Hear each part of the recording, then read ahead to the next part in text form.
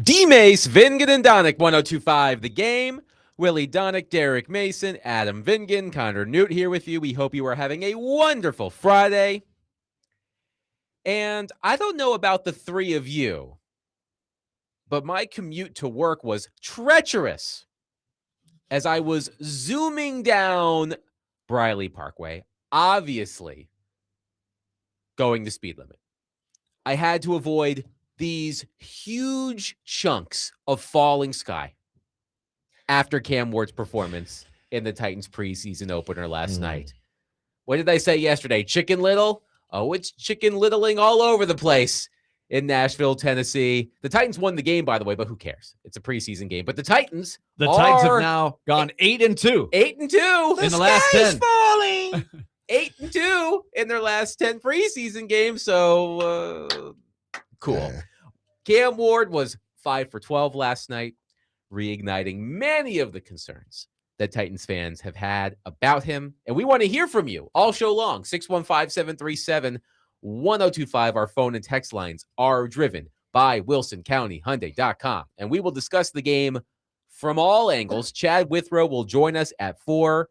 I'm sure he has some thoughts about the game as well. But of course, we must start with Cam Ward. Derek Mason, you have grinded the film. You've watched the all 22. You have purposely not listened to any other commentary about the Titans game today, much to the chagrin of Connor Newt, who did a fabulous job this morning on Next Man Up with Jake Lyman. But you have sort of siloed yourself. So now is your opportunity to share your feelings. How are you feeling about Cam Ward after last night's performance? I don't think I'm feeling as, dejected as a lot of people seem to be. On my way to work, I was at the light because there was an accident right there. So I open up my phone. The first thing I see is Cam was horrible. And I'm thinking like, wow, I'm glad I watched the tape. I'm really glad I watched the tape because that headline makes it seem like he did completely nothing wrong. Right. It was just a utter, disaster out there. So my thoughts on it is a little bit different. And I'm coming from the standpoint of, I went back and actually watched the all 22 because on television, when the quarterback is off, especially in preseason, because they don't like showing replays. When the quarterback is off, automatically you think, oh, the quarterback's timing. It was the quarterback's fault because they're really not showing anything else other than the offensive lineman, at least, in this setting with the Titans yesterday. So it's kind of easy to get sort of drawn into the narrative of, oh, Cam's doing horrible. He's horrible because everything got. I watched 16. It may have been more than 16 plays. The first 3 series, I believe. You watched the first team offense. Yes, the first team offense. When Cam didn't come together, I stopped watching it. But every play he was in, he led 3 drives. Yes, every play that Cam was in, I watched every play. I rewinded, made pluses and minuses and everything else. There was actually only 3 plays that I think that the interception worthy throw he made. His final pass of the game. That was the big one. That was the big one. The other is the intentional grounding, which we will talk more in depth in the next segment about. And then the other, which I think was the first one to Wan'Dale Robinson, the quick RPO, and he threw it out to Wan'Dale. So I went back. Those are the only 3 plays that I believe that were disastrous, all his fault. Because I know how this thing operates. That's why I look at it different. When a quarterback misses on a receiver, I go back and I watch the receiver. I go back and see if he explodes out of this break. And I watch both of them. And on the one of Carnell Tate, I saw Iron Man on the other side run out, explode out of it. I saw Tate hit his foot, and he kind of eased out of it. He didn't explode out of it. So the quarterback's thinking all week, we've seen you explode. So I'm throwing it to a spot. Boom, boom, boom, boom. The minute something happens that is contrary to that, or you decide, oh, I'm not going to really explode on this one, then it's off because I'm used to throwing it at a spot. So when you say he's off, Yeah, but in practice, there was a reason why he was clicking because he expected the guy to be where he should have been. The slant to Wan'Dale Robinson. The Wan'Dale has to catch it. They're paying him $17 million. I don't care what nobody says. Those passes come in hot. They have to as an RPO. You can't lob it in there. You got to throw that sucker in there. And the slot guy has to understand that. Boom, hit it, go, quick, so I can put it on you. There's no hesitation because as soon as I fake that linebacker ducks in, it's coming hot because it's a small space. He threw it where he needed to throw it, and he threw it with the speed he needed to throw it at. People may say, oh, he was off. No, he wasn't. He threw that ball exactly how and where he needed to throw it. Wan'Dale, they're paying $17 million. He needs to catch, and Wan'Dale will tell you that. He needs to catch it. It hit his hands. You need to catch it. It ain't like it was, in a spot where he can't catch you, like the first one Cam threw over his head. That was totally different. But in watching that game, there were things that Cam does need to get better at, and I can break down every play because I did, checks and minuses. He needs to process. I think he needs to process. Sometimes he predetermines where he's going to throw the ball. And when it's not there, he's not processing fast enough to come back to 2 and 3 and possibly even 4. That's where he gets a mistake because he, just like the one at Tate, he knew the minute I saw 4 cross, it was quarters covered, basically 4 cross. I said, he's going to Tate. I knew it before he even got underneath center. I'm watching the secondary in the back, and I'm watching Tate, and I'm like, oh, he's going to Tate. And what did he do? He went to Tate. And the defensive back knew he was going to Tate. Defensive back. So those are the Everybody little in the nuances. stadium, I think, knew. Everybody, those are the nuances you have to, you got to get used to. You can't, it's like if everybody knew where you were going, it's like he's going to jump on the route unless you change it at the line of scrimmage. But there are things that Cam does need to get better. And he's working with a few new guys. He's working with new offense. But then there are some things that are unexcusable. There is him reading the field a little bit faster. That is unexcusable. You have to do it. Let's go over again. You said there were 3 plays that you pin completely on Cam Ward. Mm-hmm. The throw to Carnell Tate that should have been intercepted, which but wasn't. Robert Saleh's one example that he stressed. That was a not the right decision. Mm-hmm. The play with the intentional grounding, which we will discuss, and the screen to Wan'Dale Robinson. Yes, the high one. Mm-hmm. Now, now when I talk about the processing, there was a play, and again, I have it written in here. There's a play that I think it may have been a scramble for 2 yards. Yes. Where Gunnar Helm was open. He has to let it play out. He has to. He got good line blocking up front. He has to let it play out a little bit quick. He has to understand it's going to happen. So you got to anticipate it. He saw it and then quickly went away from it. Those are the things that he has to get better at. He predetermined where he was going to go, even though it was open. And it's almost like he got a little pressure, just a tad bit, and all of a sudden he just went to the other side. So those are things that, he's going to have to get better at. But for me to look at the tape and then say, oh, he was horrible, I think that's misrepresenting what I saw on tape, not in the game. People watch the game, I watch tape. Game and tape are 2 different things.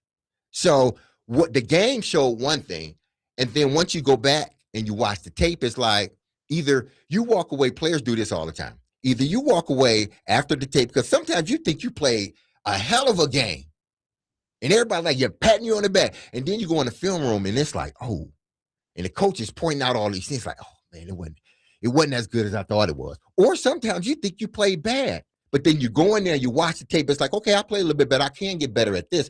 The game I played was really good compared to what I thought it was going to be, what I thought it was. I listened pretty intently to what Robert Saleh said, both right after the game and today when he had a chance to go through everything.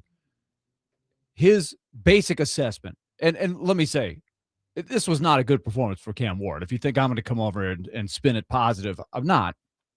It wasn't good. But what Robert Saleh said, I think, is important. He said the decision-making was good, all but about a couple of the plays. The execution, the mechanics, as he said, were off. The timing off. I would rather have it that way than the opposite of, hey, his mechanics look great. He threw some really impressive passes, but he made the wrong decision on X amount of plays. I think that would be a more egregious problem after this game. I just thought he just played a bad game. I thought his delivery was not right. He was off target on plays that were there. There were simple throws that should be easy catches that he didn't. I still think, Derek, and this is more of a nitpicking, I still think he's got to find a way to deliver a more catchable ball on some of those heaters that he throws. I know you say the ball's got to be caught, and yes, that should be the receiver's mentality. But the fact is, he throws heaters, and they are not easy to catch. We are going to debate this, I think, a lot, week in and week out, just because of the way he delivers the ball. He fires it. He doesn't have a touch. And sometimes, as you said, you can't afford to have a touch because that window is only there for a second, and you've got to put it there. I get that. But I think there's room for improvement there. But that's more of a second, third level thing. But to me, it's much more about getting the decision-making down. So I was happy to hear that Robert Saleh said at least he was processing what the play was supposed to be, more so than just misreading what the defense was giving, because this should be pretty simple. They should have looked good last night, should have looked better than they did, and they didn't. Let's play that clip from Robert Saleh from earlier today, asked about Cam Ward's performance. Connor's on the phone. If he has it, once he has the opportunity to get the clip, we'll get the clip. So we'll give him a moment. There was another play when I talk about Cam predetermines where he's going to throw it already. The slant that he threw to Ellick, he had already predetermined where he was going to throw that ball, regardless of what the defense was doing or not. And he has to get away from that because he chose to predetermine it, he had to throw it in there. He had to throw a fireball in there, and it was high and fast. He should have hit Spears on the flat. Spears was wide open. The corner went down inside, or I think it was the linebacker went down inside, and Spears was to the flat, but he had already predetermined based on the pre-snap look that he was going to throw the slant. All right, now we've got the clip. Connor's ready. Here's Robert Saleh earlier today on Cam Ward. You know, the good thing, you know, I'm encouraged, and you guys have asked me before, like, what's success for Cam? And the reality is Cam still made great decisions. I think the one decision he missed on was trying to throw to Carnell in the end zone when it was a handoff read. Otherwise, you know, when it came to his drop back pass game and all the other RPOs or quick game, he was making the right decisions. And he was throwing the ball where it needed to be thrown. But again, it comes back to time on task, trust in yourself, trust in your teammates, play within the rhythm of the play, and get your feet in the ground and throw an accurate football. It's that simple, and it sounds simple, but at the same time, we've got to be able to go do it and take it from practice to the game. So I like that I like that breakdown because he's not throwing his quarterback under the bus. He's laying it out. However, I think we do have to factor in that the decisions in a game like that, against 2s and 3s, against a vanilla defense, the decisions should be pretty easy. Would you agree, DMase? So he should pass the decision test with flying colors. Yes. And unfortunately he did. So, you know, he's given him a little bit of a positive on that when that should be I don't know about a given, but he should be advanced enough to where the decision-making should be fairly easy in a game like that. Let's go to our phone line, driven by Wilson County, Hyundai.com, and welcome in Dean. Dean, thank you for calling. Please go ahead. How you guys doing today? Good, thank you. Doing good. Hey, Willie, I want to just tell you that I really enjoy you during the Predators games. I've been in my Predator seats and my Titan seats since both stadiums opened. Wow. And, man, you do a great job. And, Derek, you do a great job. I want to tell you guys. I also do a good job. Make it a habit. I don't make it a habit to call into talk shows, but I just had to say something today, guys. I know that Derek's a film junkie, and did anybody watch Mendoza's performance as a rookie last night? Oh, yeah, I watched it. It's pretty good. Yeah. Yeah, he looked good, didn't he? He looked great coming right out of the box. completed passes through a touchdown pass. And you know what? I hear Cam Ward saying that he's at the complex early and he studies hard, and it seems like those guys are taught to say each and every day. And he's there each and every day. And let me tell you, I'm seeing whoever made the Chicken Little comment earlier was right on the money. The sky is falling. And I think the sky was falling for everybody today, but it fell all last season, guys. And it fell last night, and it's going to continue to fall until this guy can throw a pass accurately. And Derek, you as a receiver, you got to look at some of those balls that are thrown and just go, man, I couldn't even survive with a quarterback that inaccurate. And I don't know the technicality of it, if it's his footwork, if it's seeing downfield, but some of the throws that he made, and I watched him in the preseason too, guys, none of his passes, very few, I'm sorry, are right on the money. And I watched Mendoza last night throw passes right into the gut of the receiver, threading the needle as well. So you either have it or you don't, in my opinion. And I'm just saying, what are we going to do for a quarterback? That's my ultimate question. I appreciate you guys' patience with my statement. Willie, again, you're great. Derek, I really enjoy you guys. I'll shut up. Thanks, Dean. Adam was hoping for that. Hey, and Adam, your reference of Yes. the sky is falling, I give you props I also too. do a good job. You're doing a great job. Thanks, buddies. You always be the other guy. What made it even kind of more uncomfortable is when you said to the guy, like, Yeah. So anyway, There is a I'm like, there is a non-zero chance. There's a non-zero chance that Dean has no idea what my name is, despite the Oh, fact man. that it's on the show. And it's Oh, been on the goodness. show for That was a You good the one. Was D it or the Dean? V? Was it Dean? Dean. Yeah, Yes. Dean. Ooh. Dean, I saw Mendoza. Mendoza looked good. I'm not sure what they're asking Mendoza to do. I'm not sure if everything is so constricted where it's one or two reads and then, either you get the ball there or you don't. Cam is on another path, I believe. Yes, he does need to become more accurate. But I know as a receiver that comes, with time, especially when you're throwing to two new wide receivers and Wan'Dale Robinson and Carnell Tate. But I don't think there may have been one pass yesterday, outside of the bubble screen to Wan'Dale. But the pass to Ellick, I just didn't think that one is a pass. I think every quarterback throws, trying to get in there, and they may throw it high. And some of it has to do with footwork. And, maybe you predetermine where you're going to throw, and then all of a sudden the defense, does something else, and you try to overcompensate because you already want to go there, and it ends up being high and fast. But yes, he does need to get better with those, basically pitch and catch throws, those slants. And the receivers have to get better at catching the ball. That's plain and simple. So outside of that pass he threw to Alec, I don't think there's any other pass that I thought, I couldn't catch a pass from him. Every pass that was thrown to me, even if I thought it was going to get me put out, I still went for the ball. You got to make the quarterback look good. 615-737-1025. Of course, we're starting with Cam Ward, 5 for 12 last night in the preseason opener for the Tennessee Titans. We'll take your reaction. 615-737-1025. We'll get to other aspects of the game as well. But, of course, we're starting on Cam Ward.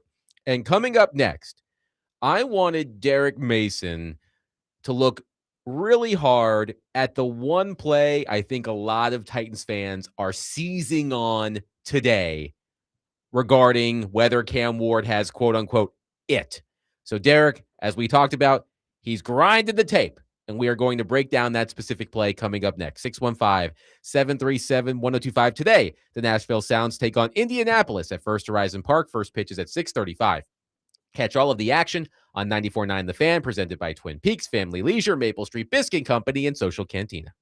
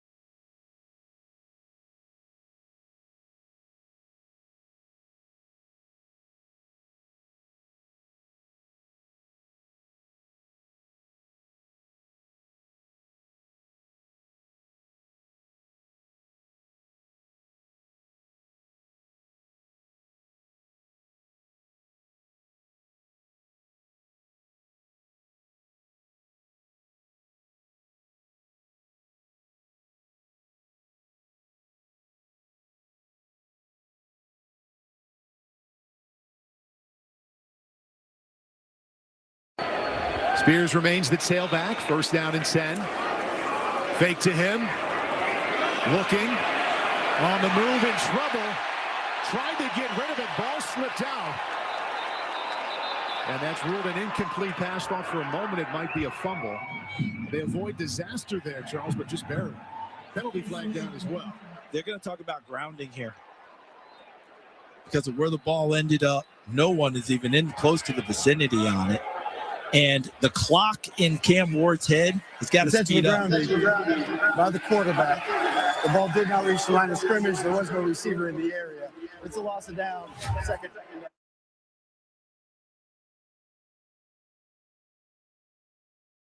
DMase, Vingen and Donick, 102.5. The game. Connor Newt, you're in charge of music today. Hey, I know this one. This isn't a guest theme, but I'm taking a page out of your book, Willie. Oh, I like it. Last week you did Mariah versus Whitney Houston. Oh, okay. Today it'll be Michael Jackson versus Prince. MJ versus Prince. Oh, heavyweight fight. I don't need Even to hear. though those guys weren't very heavy. I don't need to Those hear. guys might have been under 100. I don't need to in the hear pounds. anymore. For me, it's Michael A Jackson. heavy lightweight fight. For me, it's Michael Jackson. What do you think the tail of the tape was? Prince and Michael Jackson weighing in. The spin. The weight class. What do we thought? About 95. A combined 210. Is there something under featherweight? I don't know. I don't know. If there is, Airweight. they might be in it. Man. I like this as a good battle. All right, so and we'll baby be mine. I'm Michael The- all day. An every day. underrated track off of Thriller, Mhm. right? Not the well known, not the big hit, but That's the point today. strong. I want to go with the deep polls. There Okay. we go. We're going deep library. All okay, right. apparently featherweight is between 126 and 145. They're They're lower nowhere than near that, the yeah. featherweight. They're nowhere. Is it a featherweight? Rice weight. An ultra Rice featherweight? Ultra featherweight. I don't know. So you heard the clip. You heard the clip coming back. The Cam Ward intentional grounding play, and that's when Titans social media went completely nuts on that specific play. That's when the sky started to crumble right before it fell down to earth. And we're going to be workshopping some stuff. It's our preseason too.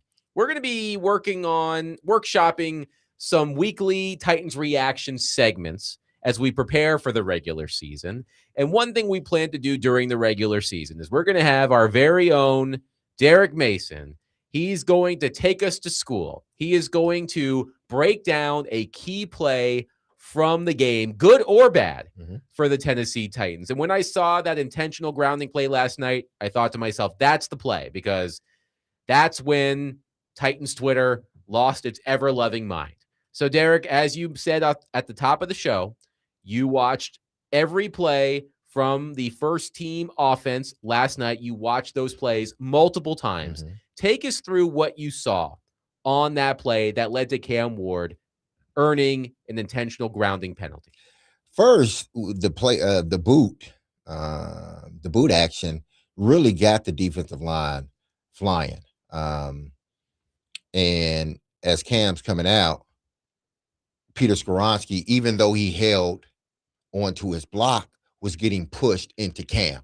So as Cam is coming out of the boot, getting ready to set up, maybe Cam could have set up a little bit further to his right once he finally set up. But where he set up is where that end was pushing Peter Skoronski. Again, Peter had him, but he was pushing him right into the quarterback. So he gets thrown off his a line of sight. No one's open. No one is open. What Cam should have then did was scan. What I talk about, scan to your running back, because your running back essentially is your outlet. If you get any penetration, your running back is your outlet, or that tight end, down blocking and coming over. Gunnar Helm was he was held, but he was covered too. But he was held, so there was not a person to throw to there, even though he could have thrown it and just dumped the ball. But he wasn't open. He couldn't see Spears because Skoronski was getting pushed into him. That's where I thought he should have thrown it, but no one was open. But it still doesn't excuse Cam. Got to read it faster, understand it, and throw it and just dirt it. I don't think that was the worst play. I don't, because again, if you go back and look at the tape, you would know there were several breakdowns in this play. People just see that Cam didn't dirt it and took the penalty. I get that part. He's at fault. But there were a lot of other miscues on this that sort of led into him making the decision, which was the wrong decision that he made. All right, here's the question I have for you, Derek, because I think I'm happy for myself because I see just about everything you're seeing on that. And I think if they ran that play over 10 times, I think about 8 or 9, the ball doesn't slip and he's able to get enough on it to wing it close enough to the guy to where it's not grounded. Because Gunner was over there, but he should have dirtied it a long I saw time when ago. he was trying to throw it. And so, he still does. Here is my thing out of that, beyond all the reads and the things like that. I still see a guy that is not as nimble as I would like to believe he is at escaping one guy. There's one guy that disrupts the play, the defensive end who is able to spin off the block as Cam is rolling that way. He kind of gets a new lane to come at him. And all of a sudden, Cam sees him. He's like, oh, man, this guy's on me quick. There are some quarterbacks, and certainly not Brady or Breeze or Peyton. Picture your statuesque guys. But those guys, they know how to shift. They know how to move that extra step to get an angle to throw the ball away or escape. I still think Cam's escapability, and there were 2 or 3 examples last night, is one where I still worry, especially in this, hey, Daboll likes to run the quarterback.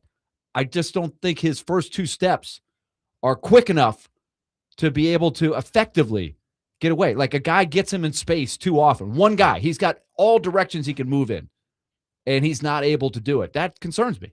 Yeah, and again, if this is the play that has caused people to lose their mind, then I don't know what's like, because this isn't the play. It shouldn't be. No. This play right here isn't the play you should lose your mind over. It's probably more than likely the one that he had to scramble where he should have hit Gunnar Helm as Gunnar Helm was coming open on the corner out. But again, this one is one of those, had he dirted it, nobody would be talking about this play. Nobody. Right. And it was the same, it would have ended up essentially being the same result.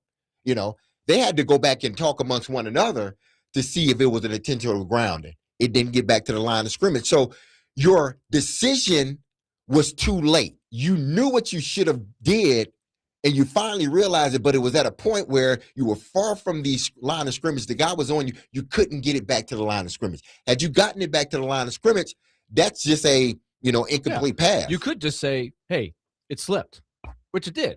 It slipped out of his hand. He was trying to throw the ball away, and because he was under so much pressure, he slipped. But what do you think about his escapability? Are you concerned about that? There's the other one I'll bring up as an example is his rollout to the near side early, where he steps up in the pocket, and for some reason he's got the ball holding out in front of his body, which is not a throwing position. So I'm not sure what he's doing there.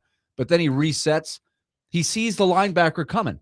That's one where I want to think that he's nimble enough to get around that guy and get a couple more yards and get out of bounds. Really, I don't think it's a strength. I'm starting to lean more toward your side. Because my thought, because I've seen him run. Like I seen him run on my University of Miami. Even though he didn't run a lot, it was like, okay, the guy can run. And then I seen him run 1 or 2 times last year and was like, okay, he could. Do you think it's physical or mental? You made a point on our text chain last night. You said, is he just reluctant? I think it's almost decisive. Yes, I think it's almost to a point where, and I'm not sure this is going to be something they're going to have to work with him, because in this type of offense, you have to have the threat of a run from your quarterback, whether it's a quarterback, because he barely picked up 2 yards on that play. Right. And it was almost like he was like, oh, I want to run, I want to throw, I want to run. He was running like a little baby. Right. When they first started running, he just like everything, the ball was out to his, just in the air, and his other arm was just, and he was trying to, it's like, no, stop running like a baby, man. Just make your decision. And I think that's the part where he's going to have to just like, you know what? I'm running. Almost in preseason, to a point where you get it ingrained in your head to, so when you get in the season, when you're in a situation like that and a guy is not open right then and there, instead of trying to scramble and try to make that big play, take the 4 or 5 yards with the run. And then I can come back. And again, it's 2nd and 6 instead of, 2nd and 10. Here's what pops into my mind. I know one of Cam Ward's supposed strengths is his improvisational ability. Who can forget his first career NFL touchdown pass against the LA Rams early last season? That catch, that throw across his body to Ella Manor on the opposite side of the field. That's what made Cam Ward so enticing to a lot of people as the number 1 overall pick. But one thing I've noticed from my novice eye, for lack of a better phrase, is when he gets knocked off of a rhythm, he starts to falter. There are plenty of numbers out there from last season to suggest that the longer he holds on to the ball, the worse it is. Mm-hmm. Like, here's a number from ESPN. This is from last season.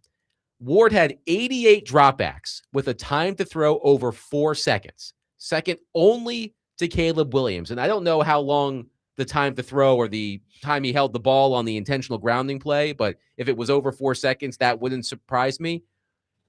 Ward had only 5 completions of over 20 yards on all of those snaps.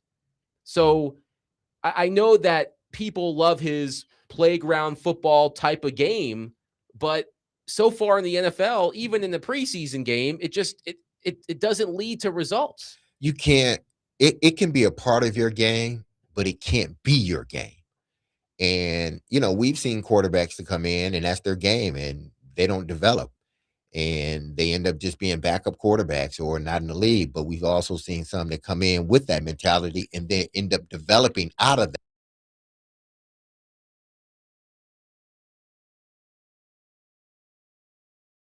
And I can improv and do some of these things. You want to be a part of your game, just like, you can name several, quarterbacks out there. Patrick Mahomes comes, to mind. Caleb Williams. Those guys, it's a part of their game. It's not their game. Last year, or 2 years ago, it was Caleb Williams' game. That's what his game was. But then once he got a new coordinator in Ben Johnson, they were very disciplined in what he did. And that's what Dabo has to be with Cam Ward. It has to almost be where, no, you can't do that until you prove you can do this other stuff.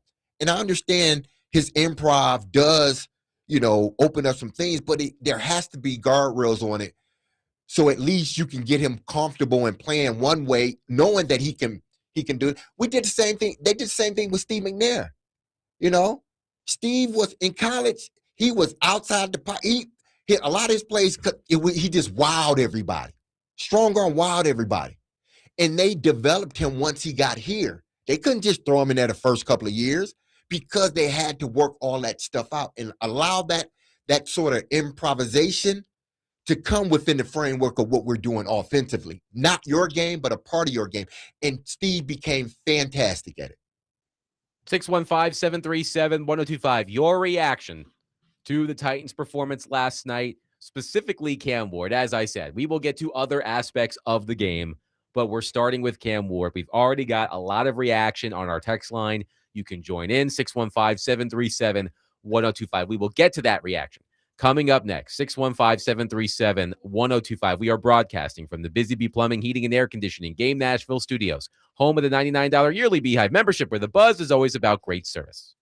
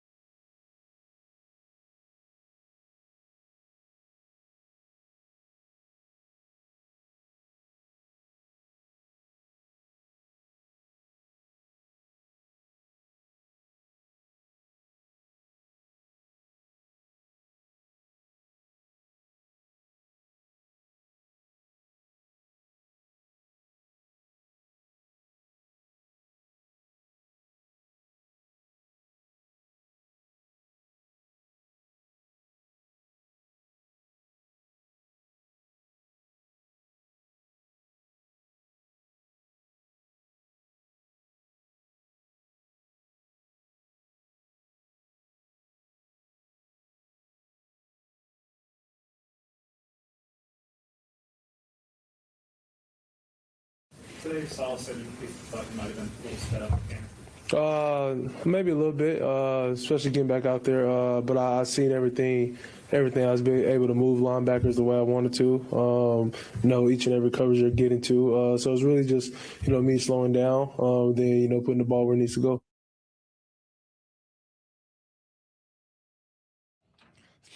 That was Cam Ward after last night. The Titans did win the game. 8-2. A polite golf clap for the Tennessee Titans. That's too loud. Oh, my bad. That's too loud. Okay. Snaps. And a very good light selection snap. from Prince in our Very MJ light versus snaps. Prince duel Yes. today. Applaud Best of the Prince, best. not so much the And our Titans winning the double preseason ultra game. featherweight division. Absolutely. All right. Chad Withrow will join us at the top of the hour. This segment is for your reaction. 615-737-1025. I'm going to run through it on the text line. Starting, Hold on, yes. Adam. Can I say this quickly? It's going to take a couple seconds. Yes. Derek still got to recover from Yeah. this, whatever he did during the break. I was eating a Snickers and end up, I left my water bottle in the car. Something got in the windpipe there. But I want people to understand, I am not making excuses for Cam Ward. He needs to get better.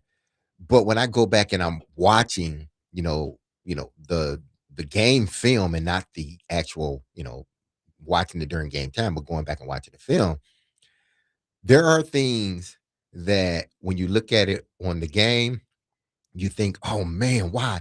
But then you go back and watch the film and you see it's sort of, you get this aerial view of everything going on. Then you start to understand more. So, whereas I think he can get better, he needs to get better, but it wasn't as bad as, people are making it seem.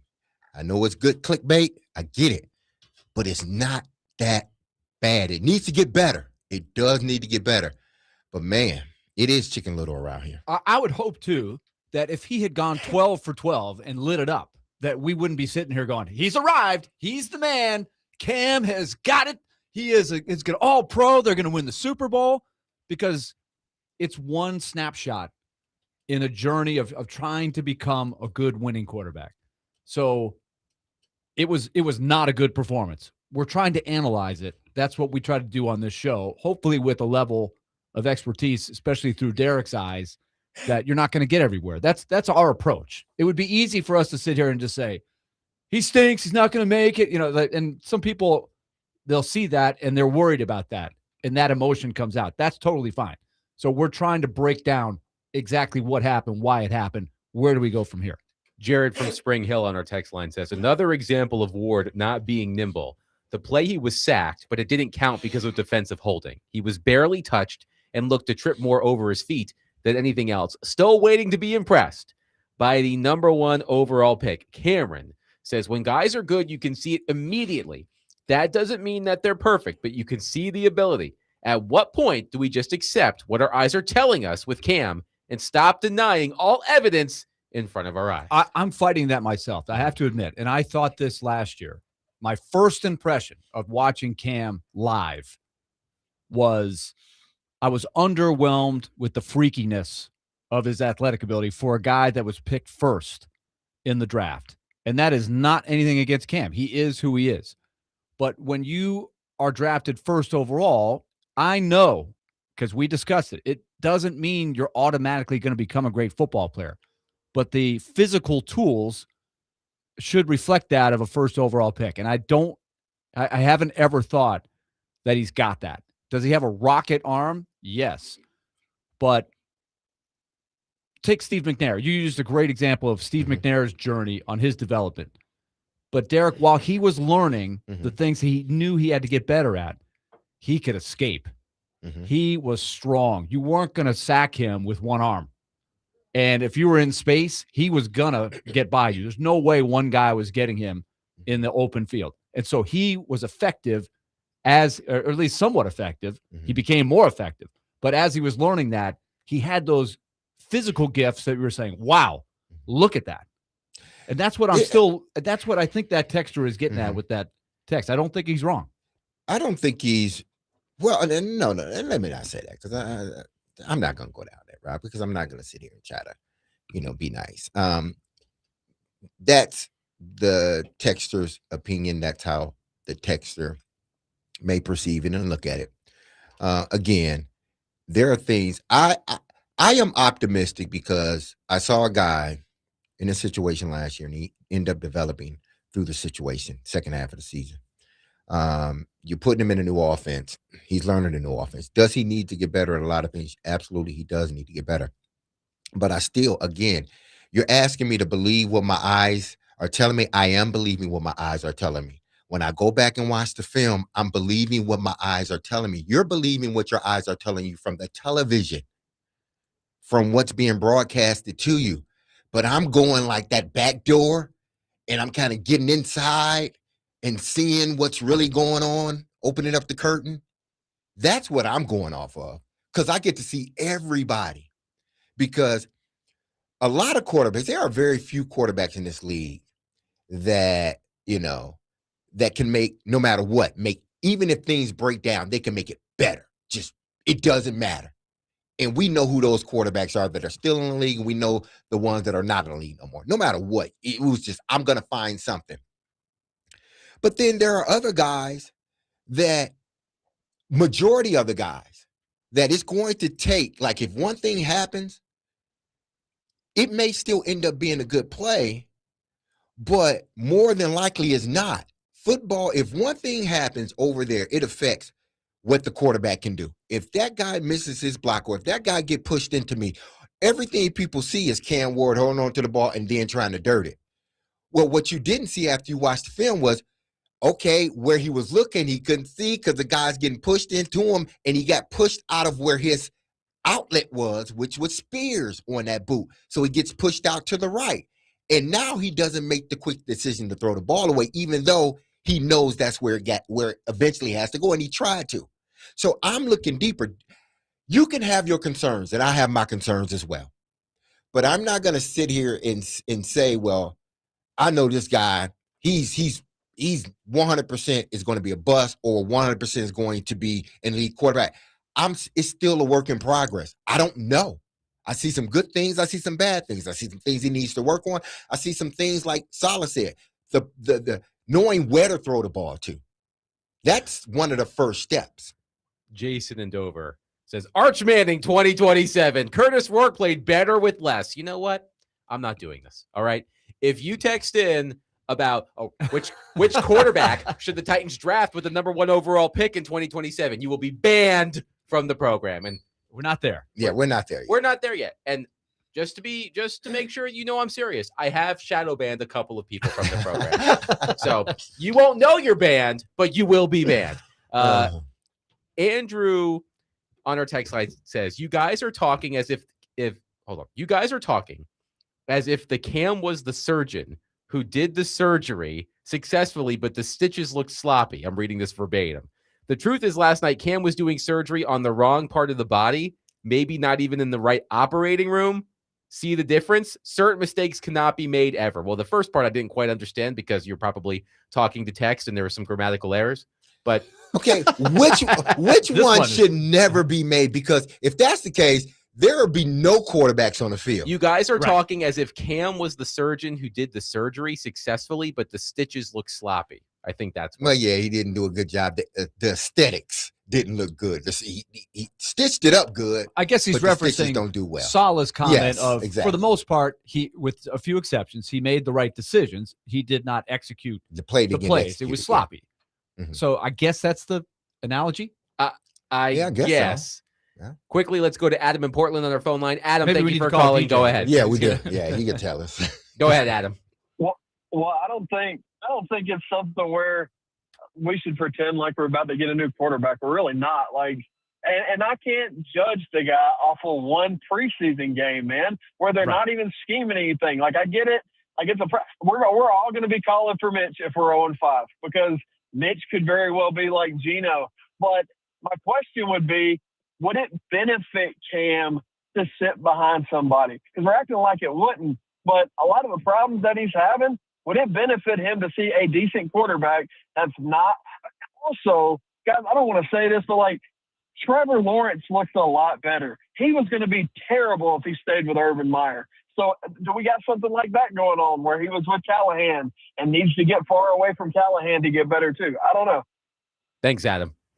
Thank you, Adam. I can't imagine a scenario. Look, I know it happened with Bryce Young a couple of years ago. they're not doing Bryce Young came out. So Andy that's not Dalton, imagine. That's real. So Yes. I think to think that couldn't possibly happen, I think you're kidding yourself if you don't think it could possibly happen.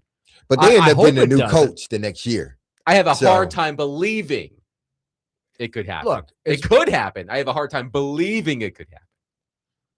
Look, I'm not ruling anything out based on this is a tough league, but I don't think we're anywhere close to that. Let's not let the sky fall. Too late. With that. So it's not in the plans right now. It's not something that's in consideration at this point. 615-737-1025. Chad Withrow will join us coming up next. We'll get his thoughts on the Titans' performance last night and specifically Cam Ward's performance in the Titans' preseason opener against the Niners. 615-737-1025. Willy Donick, Derek Mason, Adam Vingan, 1025 The Game.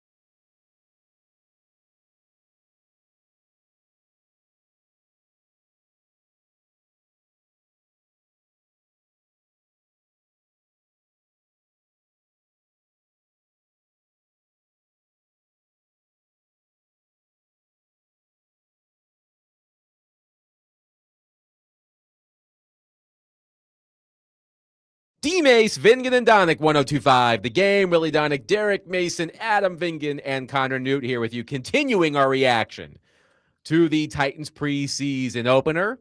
And to help us do that, let's go to our phone line, driven by WilsonCountyHyundai.com, and welcome in our friend Chad Withrow. Hello, Chad. How are you? Doing well, guys. So, Chad, I'm going to unveil the Chicken Little meter here, okay? On a scale of 1 to 5, with 1 being a beautiful, cloudless day, not a care in the world, and 5 being, oh my God, the sky is falling. Where are you on Cam Ward after his performance yesterday? 3.5. It was not good. He looked like rookie Cam Ward. He looked like a guy who struggles to process information quickly and who makes dumb decisions. I mean, there was one play, the play to Ridley where they got the first down pickup, I think, on 3rd and 7 or something, looked good. The tight end screen to Gunnar Helm, well-designed play, well executed on 3rd down. Looked good, looked like it was on time and everything was okay. And then there's just these moments. I mean, the little swing pass or the screen pass, the outside, that was 7 feet too high and about 40 miles per hour too fast. Guys, there's cause for concern. I can't sugarcoat it. I want to see more. I know it's not even one full half of one preseason game, but I expected to see much better, much more competence with the offense, way better rhythm and timing, decision-making, all of that. And it felt like from the first snap, he took off too quickly when he felt a little bit of pressure. And then we've been hearing about all this weight loss in the offseason to get quicker. Did he look quick on that scramble? No. I mean, he got caught by a defensive lineman. I mean, DMase. No, he didn't look cool. We talked about it. He was with- running like with a no baby. problem. He was running like a baby. That's what he was running like. It was weird. I mean, I was just like, what is going on here? That was not any way to run the football. Guys, I was very underwhelmed in preseason game 1. Chad, of course, a lot of the reaction to the game so far has skewed negative because of Cam Ward's performance. But let's look at the other side of life, the optimistic side of life. Is there something you saw in the game last night that you liked? Joey Sly's got a howitzer for a right leg, I mean, he looked good at kicker. I mean, look, I thought Femi Oladejo popped. And he looked like he could be a presence defensively. I think that was a positive. I thought Tajay Spears looked good in his limited time in the game also. I mean, yeah, there were a couple of bright spots for sure of what we saw from some other guys. But I mean, it's not going to matter for the trajectory of this franchise unless Cam Ward is improved and he can show that he is the franchise quarterback. Because if not, we're right back to square one a year from now, where the Titans are drafting high and trying to get another franchise quarterback. And that's just not the spot you want to be in. And I don't want to start that talk right now. And because we got plenty of time to see a better Cam Ward, but he's 0 for 1. I mean, he's a big 0 for 1 in his rookie year. That was not good enough. And we could point to all the excuses, and there are plenty of valid excuses, but he wasn't good enough either. And he certainly was not good enough last night. Yeah, he's going to have to get better, Chad. And that's one thing that, you know, in watching this game and going back and watching it, it wasn't as bad as I first thought it was, but there is things that he needs to improve at as he continues to learn this offense. I think all these guys do, but it all lands on him because he's the starting quarterback. What do you think of the offensive line? I thought, and I told Willie this, I said, Peter Skoronski, he's going to be an all-pro. This guy keeps getting better and better. I thought JC played well. I thought Carmona played well at the right guard. But what do you think of the offense as a whole? I mean, offensive line. They could be a bright spot. And I should have brought up Fernando Carmona as a bright spot. That was great to see a rookie that's a later draft pick be a starter and look the part, right? I mean, he looked like he fit right in with the offensive line with some veteran guys. So I thought that was a good sign for the Titans. It just, when you combine the offensive line wasn't bad and Cam Ward wasn't good, that looks even worse on Cam Ward. But no, I do think that the running game, you know, and Tony Pollard's just a solid guy, right? Like, he's not great, but he's a good player, and he's going to be a solid back for you. If Spears can show some of that explosiveness that he showed last night, I mean, yeah, I think the offensive line and the run game could be a nice surprise for the Titans this year based on what we saw last night. And what did you think of the tight ends last night? I thought Gunningham showed well. There was some passes Cam could have got to him, at least one. But I think all in all, needs to get better as a blocker. That's just, it has to happen. Well, what do you think of them in yesterday's contest? I think Gunnerhelm's going to be really good. And I think for the Titans offense to click, they need him to be really good. They need Carnell Tate to be really good. There's a trifecta there. Tim, Carnell Tate, Cam Ward, right? To me, that would be your playmaking, different levels of playmaking between Carnell Tate and Gunnar Helm. But Helm could be that reliable target that every quarterback needs. He could be that for Cam Ward. If Cam Ward can progress, that's going to be a big thing for this team. And then Carnell Tate, who I think was targeted twice last night but didn't have a reception, if he can be the 4th overall pick good for this team, then you got something for the future. But, yeah, I was impressed with Gunnar Helm. I've liked him throughout. I liked him at Texas. I think that could be another bright spot for this team. But none of it matters if Cam Ward doesn't take the next step. And we just need to start seeing that next step from Cam Ward. And I saw more of the same last night, which was concerning. Now, what I thought was, I mean, maybe it's not odd because it's only preseason, but Dabo in the press box, I'm not sure. I would rather him be on the field, considering this is a new offense and you can be there with your players. Maybe it's just preseason and during the season he'd be on the sideline. But what did you think about that? I don't know if many people even noticed it. But when they showed him on television in the press box, I'm like, maybe should he be on the sideline, or maybe I'm just making a thing of it? I think it is so important for how guys operate. And I think that, the really good guys, like, they have one preference over the other. Mm-hmm. If you're going back and forth a lot, that shows that you're a little bit unsure of how you want to handle it. But when you look at the best coordinators, they usually have a way they prefer to do it, and they're going to stick with that way, whether it be up in the box or whether it be down in the field. I don't know what's best for his players. Maybe he does need to look Cam Ward in the eye, during the game and help him out more, and being on the field would be better. But I will say, like, especially that 95-yard drive, and I know the Titans had some good opening drives throughout last season too, but we saw some of that Brian Daboll effect, right? The tight end screen.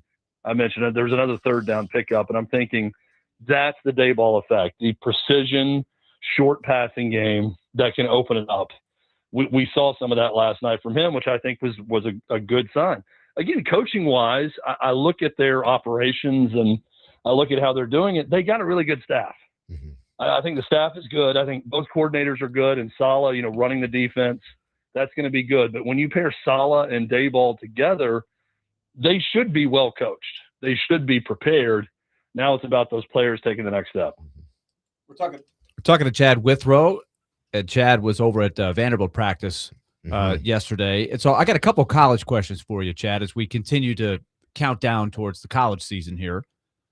First off, any thoughts of what you saw from Vanderbilt? Because the perception seems to be, we discussed this earlier this week, some of the previews are coming out, and I think there's still a lot of questions. There's still a lot of people around college football, and I'm talking about people that really follow the sport on a deep level, that still are not convinced that the program is to a point where they can overcome the loss of a Diego Pavia and an Eli Stowers and still have a good season by their standards. That seems to be the central question for this season. Tell me what you're seeing. I think so. First off, great seeing you guys yesterday at practice. Second, talking to Clark Lee and talking to Barton Simmons, and had a chance to talk to Martell Height and Cade McConnell post-practice yesterday on our show. Willie, they have a chip on their shoulder about all of this. I mean, keep feeding the monster with that. Keep talking about that. Anyone who's talking about they're going to take a huge step back, they don't believe it. They don't buy it for a second. Clark Lee said this is the most talented team we've ever fielded, the best team they've had. And top to bottom, it is the most talent they've had. Now they don't have Diego Pavia, and they lost some big contributors from that team a year ago. I think the secondary has a chance to be elite at Vanderbilt. And when you just walk on that practice field, there's a different level of athlete across the board. Now, I could say that about a lot of the SEC, and their schedule is a gauntlet. It's not going to be easy in the SEC, but I do think the talent level has been upgraded to the point that I don't expect them to take a giant step back. Are they winning 10 games? I don't think so, right? Are they going 6-6? I think that's a decent year for them this year, but they're not thinking that way. If I said that to Clark Lee, he would look at me like I slapped him in the face. They want to go bigger and better. I mean, they were not – I was trying to get them to talk up going to Neyland and dominating Tennessee the way they did in the second half, or beating Alabama 2 years ago. And to a man, Willie, they said, yeah, it wasn't good enough last year. Our goal is to win the SEC and win a national title. So everything we did last year was not good enough. They said beating Tennessee, not good enough, because they still see way too much orange in Dick's Sporting Goods when they go in, and they want to erase that in the mid-state. I was impressed with the level of anger and commitment from the Vandy players. I mean, I left that stadium yesterday thinking, boy, this team feels like they're slighted, and they might be quite a bit better than people think. All right, let's go over to Tennessee. I saw an article today, Chad, that caught my attention. It wasn't a preseason rankings, but a guy named Bill Connolly from ESPN had preseason power rankings.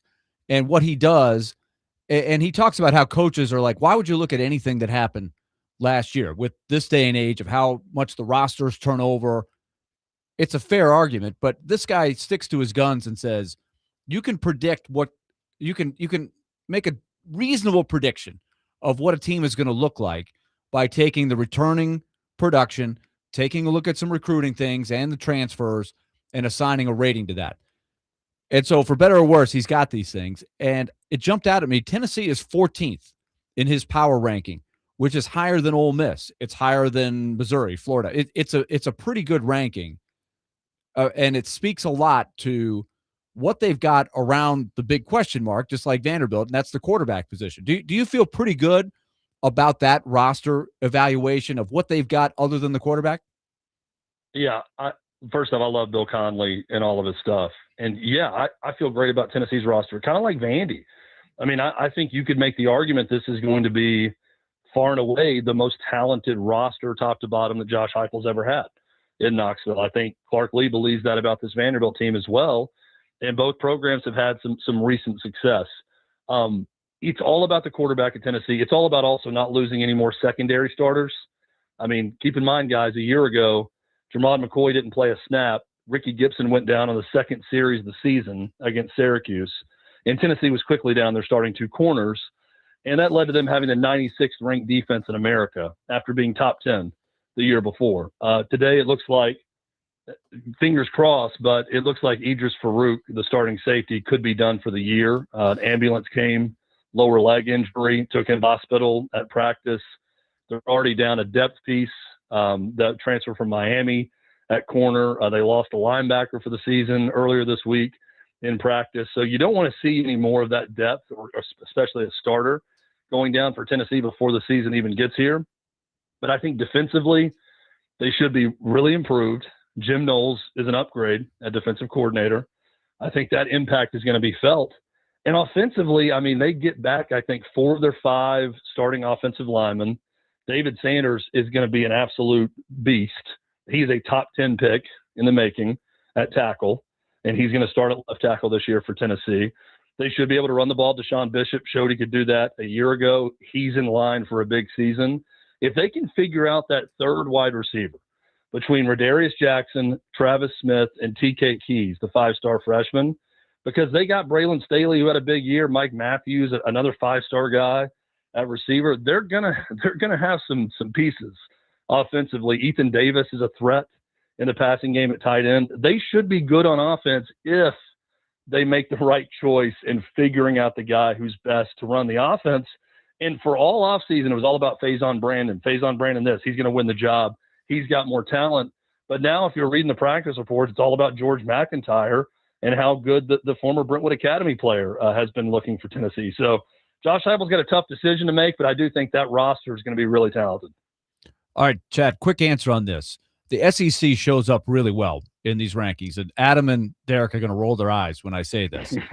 But with the 9th conference game and the 10th game having to be against the Power 4, for Tennessee, it's Georgia Tech. For Vanderbilt, it's NC State. They're playing a violin. I get it. And look, the top of the Big Ten shows up really, really well. The top of the Big Ten. Let me emphasize. But do we need to recalibrate a little bit about how we perceive a season? Let's just take Tennessee. If Tennessee goes 7-5, which with a really difficult schedule, losing a couple of tough games, with basically a freshman quarterback or a close to freshman, right, a redshirt. How do we look upon that? Do we need to relook at that? And do you think fans will adjust to the fact that this is a very deep league with not a lot of difference between the very top and the very bottom? I think from first off, it's not if you lose, it's how you lose oftentimes. Right. So I think every AD or fan base needs to evaluate when they look at a season. All right, well, you lost these games, but how did you lose them? Were you competitive? Were you playing stupid? Did you play down your competition? What did the team look like? I think Tennessee, as a specific example, how good does a freshman quarterback look? If they go 7-5, but let's say Faison Brandon starts and looks like he's going to be a first-team All-SEC player at some point, then you feel better about the trajectory in the future. I'll also say this: even with that added Power 4 game and all that, if Tennessee goes 7-5, Josh Heupel's on the hot seat next year. That's just the way it goes. That's the way it goes at Tennessee. That's the way it goes in this conference. Those are the expectations. Now, if you're asking me personally, yeah, I think it probably does shift expectations where there might be an added loss on your schedule if you're going to play good competition, especially on the road. But does it change the attitude of the fan base? No. Does it change the attitude of Danny White, who's sitting there saying, hey, we're one of 8 programs spending $40+ million on a roster. Go win me a championship, coach. I don't think it does. I think the excuses go out the window. And, Danny White's going to look around and say, we're giving you every piece and chance to be a championship program. You've got to show that you're building towards that at least. Are they going to contend for the SEC title this year? I don't think so. Do they need to show that, maybe they're a year away from being a top 2 or 3 team in the league and a surefire playoff team? Yeah. I think that's the expectation. That's what Tennessee needs to show this year. Chad Withrow has been our guest on DMase, Vingan, and Donick. He joins us every Friday. Chad, as always, a pleasure. Have a great weekend. We'll do this again next week. Yeah, always so much fun, guys. Y'all have a great weekend. You as well. 615-737-1025. Yes, Willie. I need to get Chad on board with Connor and I as the SEC snobs for backup. We have an advantage. No, Willie. You sound like a mosquito, DMase. No, that's what it sounds like. It's that really mini violin. Yeah, the little small one. I'm using a toothpick to play it. The dogs in the alleyway right now are going, whoa, what is going on? Using one of Michael Jackson's fingernails. Exactly. Coming up next, a very important question. Who flashed Willie? We'll explain. Who flashed Willie?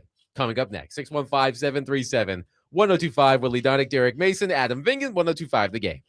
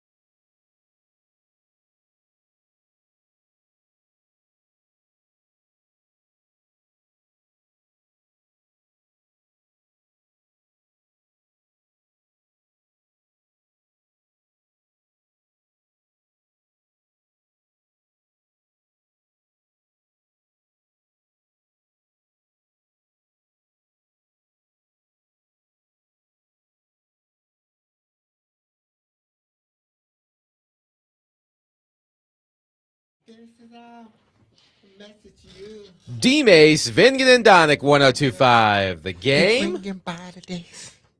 Willy Donick, Derek Mason, grooving over there. And Adam Vingan here with you. You're just Another part of me. It's plot, apparently. Woo!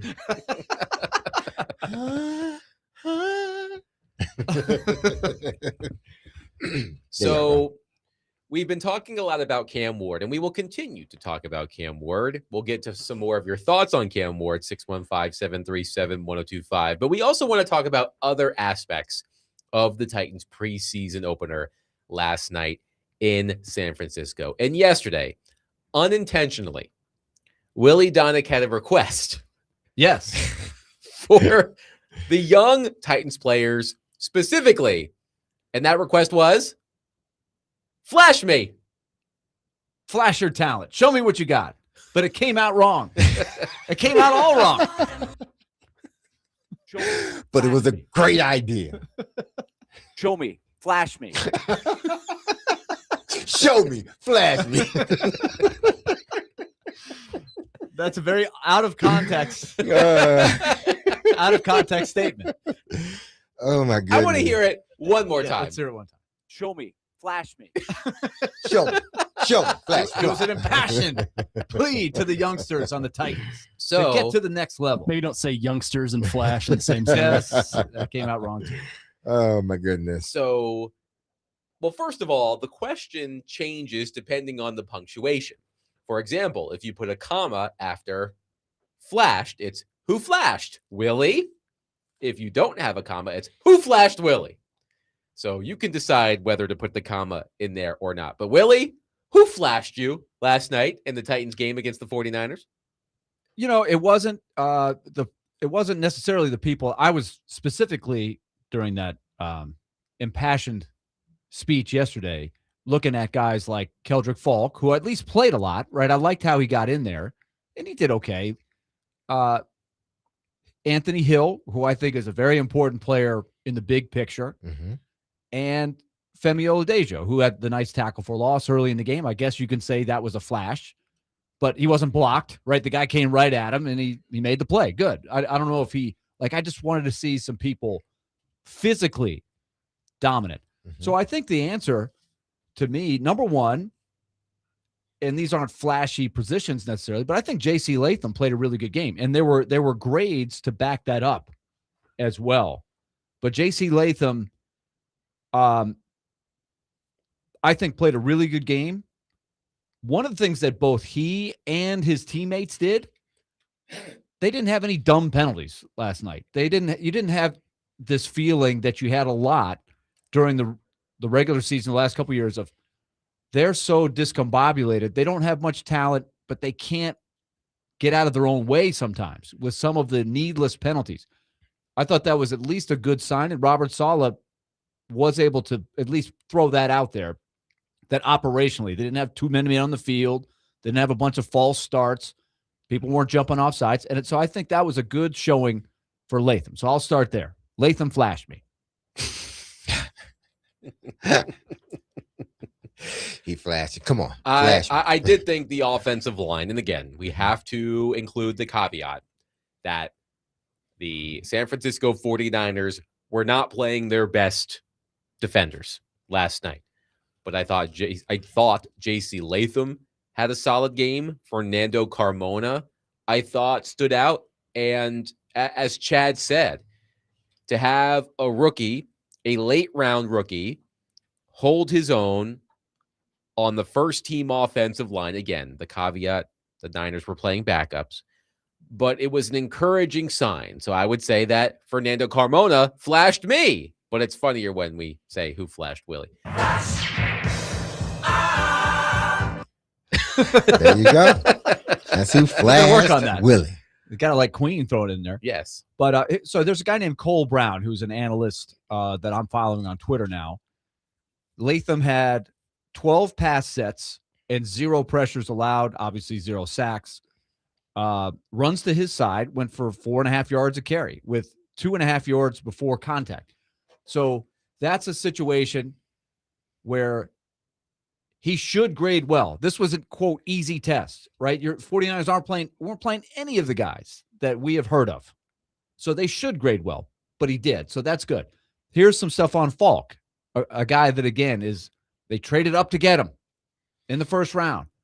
They need him to be good. And it doesn't have to be today, but eventually they need him to be a guy that moves the needle some.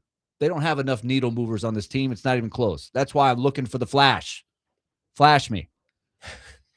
Keldrick Falk, according to Cole Brown, flashed a lot of upside. It's interesting. I didn't tell him to use that word. He used the word in Twitter. He flashed a lot of upside. 29 snaps, 21 pass rushes. It shows you the 49ers were having some success throwing the ball last night. 21 pass rushes, 3 pressures, 1 QB hit, second most pressures on the team. So that's not nothing. But that's a game that I wanted to see that from him. He's going up against players that he should do well against, even though he's very, very young. He's only 21. Oladejo, he's coming off an injury, so he probably is still playing catch up. But that's what I want to see from those guys, not only last night, but also for these next couple of games too. These are the games where a defensive lineman, you don't have to know everything about the scheme. It's going to be a lot of, can you beat your guy? Just show me you can. That's football, whether it's preseason or regular season. One-on-one, you're lined up against a tackle, win the battle. I want to see you jump out on the tape. That's what I'm saying when I say flash. Well, I think the guys that you said flash really did. JC, for one, no pressures. He had good base and blocking. He looked stronger.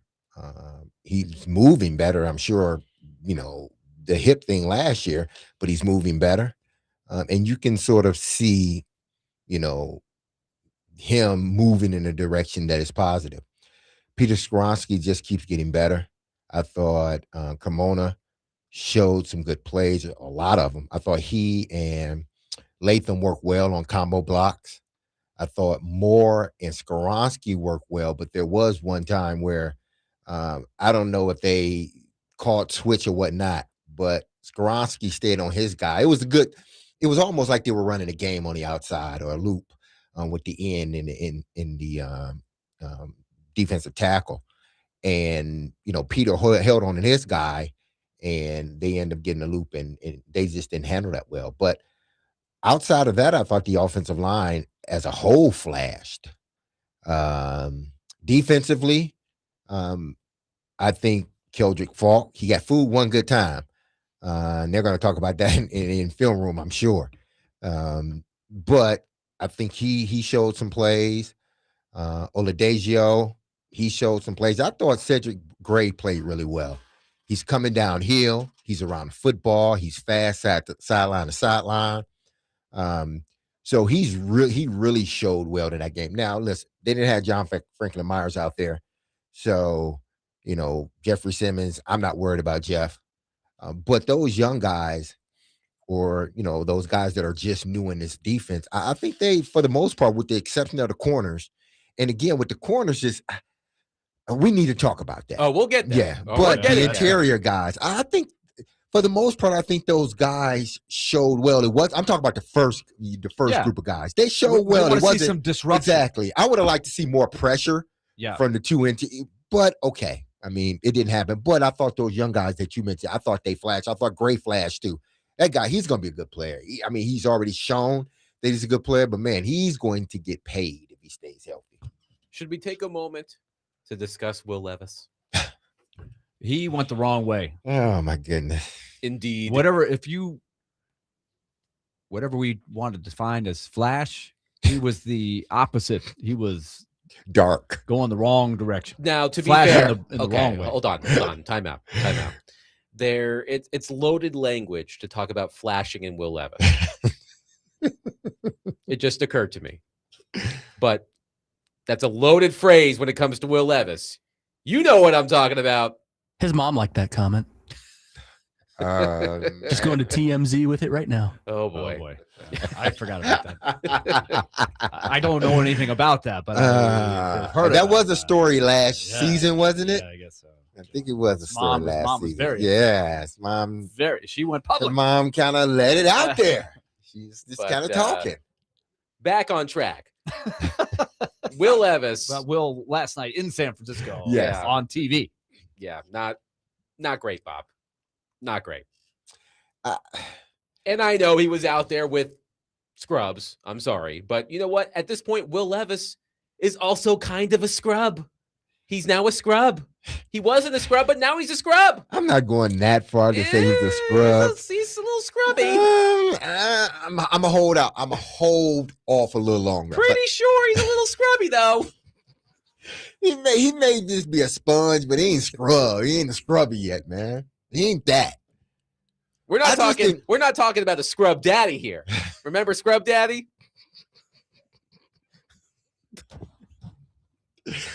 Okay. That's his new nickname. No. Will Levis is now Scrub Daddy. No, I'm not going to do that. I'm not going to allow y'all to do that to Will Levis, okay? I'm not having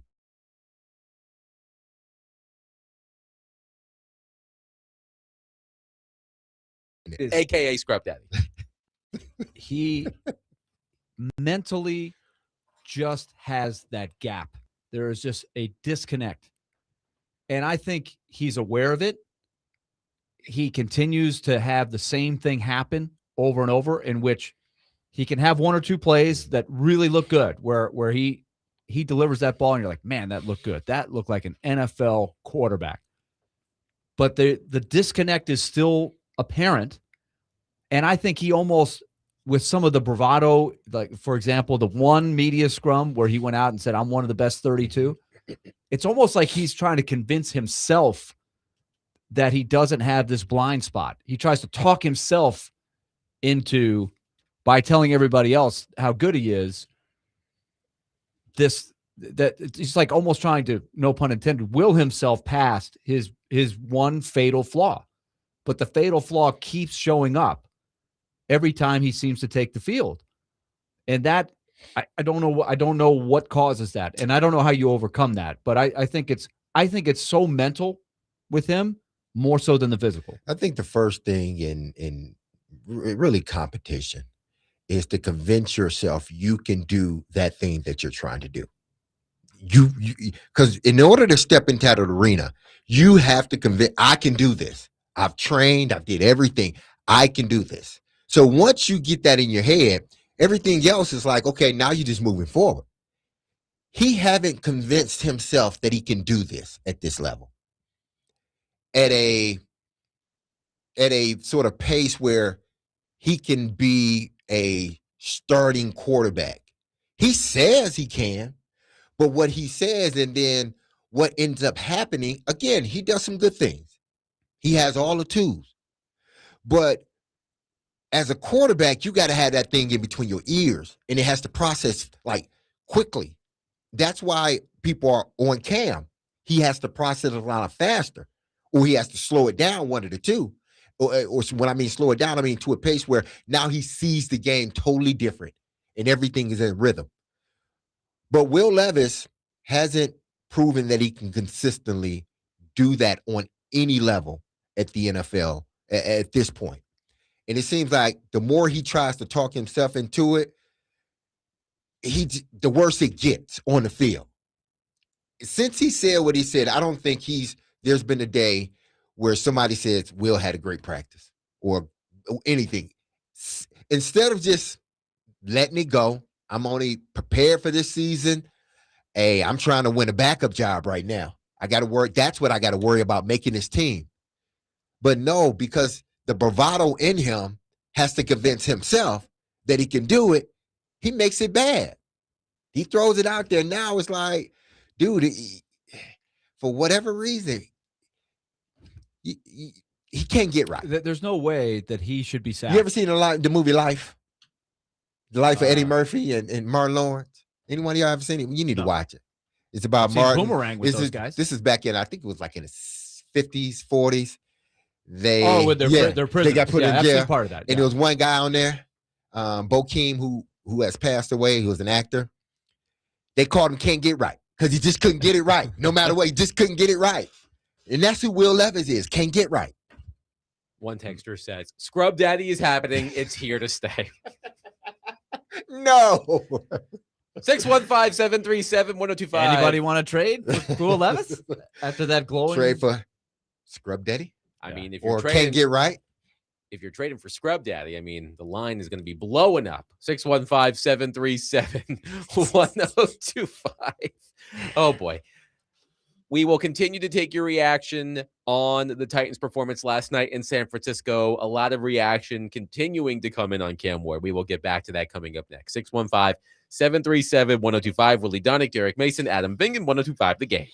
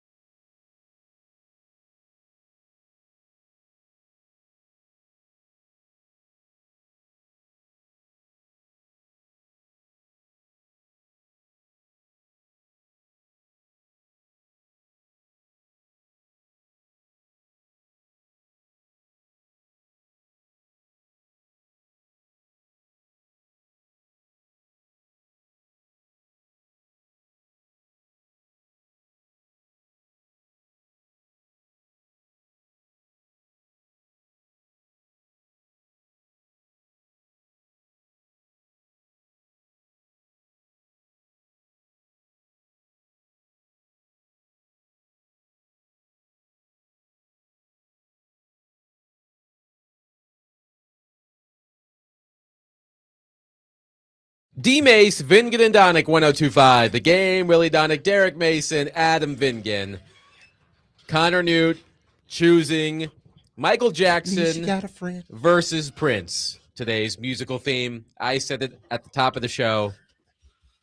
As much as I enjoy Prince, it's no contest for me. It's Michael Jackson. All I heard, I'm not gonna let the elevator break us down. You hear that? Let's go crazy, man. This isn't a deep pull, but I couldn't resist. It's too good of a song. Come on, that song's great, man. It's a great song. Yeah, it's a great song. Let's make Scrub Daddy a thing, by the way, for Will Levis. Who's with me? Scrub Daddy. Anybody? I stand with you. Okay. It may only last a few more weeks because he'll probably get dumped somewhere else. Well, okay, but that's the prediction. Mhm. Will he be on a team during the season? Yes, Yes. A regular roster or a practice squad? regular roster. Will they be able to trade Will Levis? No, You think they're just going to have to cut him? based on because I'm not sure As how we much sit here playing now, it's time hard he's to- going to yeah. get. Yeah, I'm moving forward. How much playing time is he going to get? You know, Robert Saleh said he wants the starters to play more in both of the next two games mm-hmm. for Exactly. the preseason. So that's the priority. So unless you don't play Trubisky at all, there's still some time for Will Levis to at least make an impression that would have somebody saying, I'll take him. But I still think right now, realistically, it's much more of a, we're going to wait till they cut him. And then we'll see if we can piece them back together. One texter says, hey, tell DMase Bokeem Woodbine from the movie Life is still living. Is it? FYI. Oh my goodness, I hate. Oh, I get on people for doing it. I thought he passed away. He's Must only be somebody- 53. Yeah, I'm so sorry. I shouldn't have said. Oh my goodness, I should have checked that before I said. I That's hate saying okay. that. We all make Yeah. mistakes. But I'm glad he's still alive. I Yeah, am good. too. I am so. But he knew who I was talking about. You know the movie. That's Will Levis. Okay, hold on a minute. This text makes me laugh. Jason in Manchester. I didn't watch the game, but stop. Yeah, that's it. That's it. Yeah. That's I it. didn't watch the game, but if you're 0-star recruit, top 10 2025 draft prospect who was reached for and drafted number 1 overall is just as inconsistent as the scrub he was supposed to replace, what's that make him? A waste of a number 1 or the opportunity to collect massive draft capital. I mean, we've got a lot of texts like that. One texter Will said, Levis is in his 4th year. Okay, yes. enough said. One Enough texter said. says, Warren Moon's turning over in his grave and he isn't even dead yet. One texter says, let's just be realistic. Cam is not going to be a bust. He is not going to be an elite quarterback. It's all about our expectations. If we recognize that we drafted a second-round quarterback with a first overall pick, then we can settle in and appreciate what Cam does and what he can't do. Another texter says, you guys are acting like yesterday's game was Cam's first ever NFL game. He had a complete season already. His quarterback instincts should be kicking in by now. I think that is a fair point. That I don't think we've been acting like that, No. though. Have we? I I don't don't think no. we're acting that, but I do think that is probably something that was what the bar was set at last night. Knowing and look, we laid all this out yesterday on our show, but knowing who you were facing, it was a quote easy test. It's like the professor is going to throw out, hey, here's the first test of the semester. I'm not going to make it too challenging. If you know the basics, you're going to get a good grade on this test. And I think you assess that based on what you think your class knows, right? And so this was a second-year Cam Ward. He should be advanced enough to do well on that test. Mhm. And so it was very disappointing that you can't give him good grades on that test based on who you were going against. So, you always hear about grading on the curve. If you were going against a really tough defense, and that's, I think, where we were trying to grade Cam fairly last year. We documented it's a fact. They played 10 or so of the best defenses in the league last year. And so you had to grade on a curve and say, yeah, the numbers look awful, but look at the environment he was in. That was tough. Last night was not. And so I get that take that this isn't the first time he's rolled out there. There should be more expected based on that situation. Yeah, I'm just thinking about this, and again, Cam needs to get better. There's only going to be the clock is ticking on him, especially after a year of what happened last year and the whole coaching. I think the clock is really ticking. I think people want to see results more than anything. They don't want to, even though this process is going. Listen, every quarterback is different. Some never get it. Some get it right away. Some takes a couple of years and then they get it. Some get it after they go to a different team. Absolutely. But this organization, from a fan standpoint, isn't in a space where, we can wait. We need to wait. No, they need to see that huge leap. It took Trevor Lawrence a few years, but this isn't Jacksonville. They want the guy after last year and what he showed toward the latter part. They want to see him start from there and continue to progress. And it seems like in this game, he took a step back. I look at the whole organization, and I mentioned this to Willy.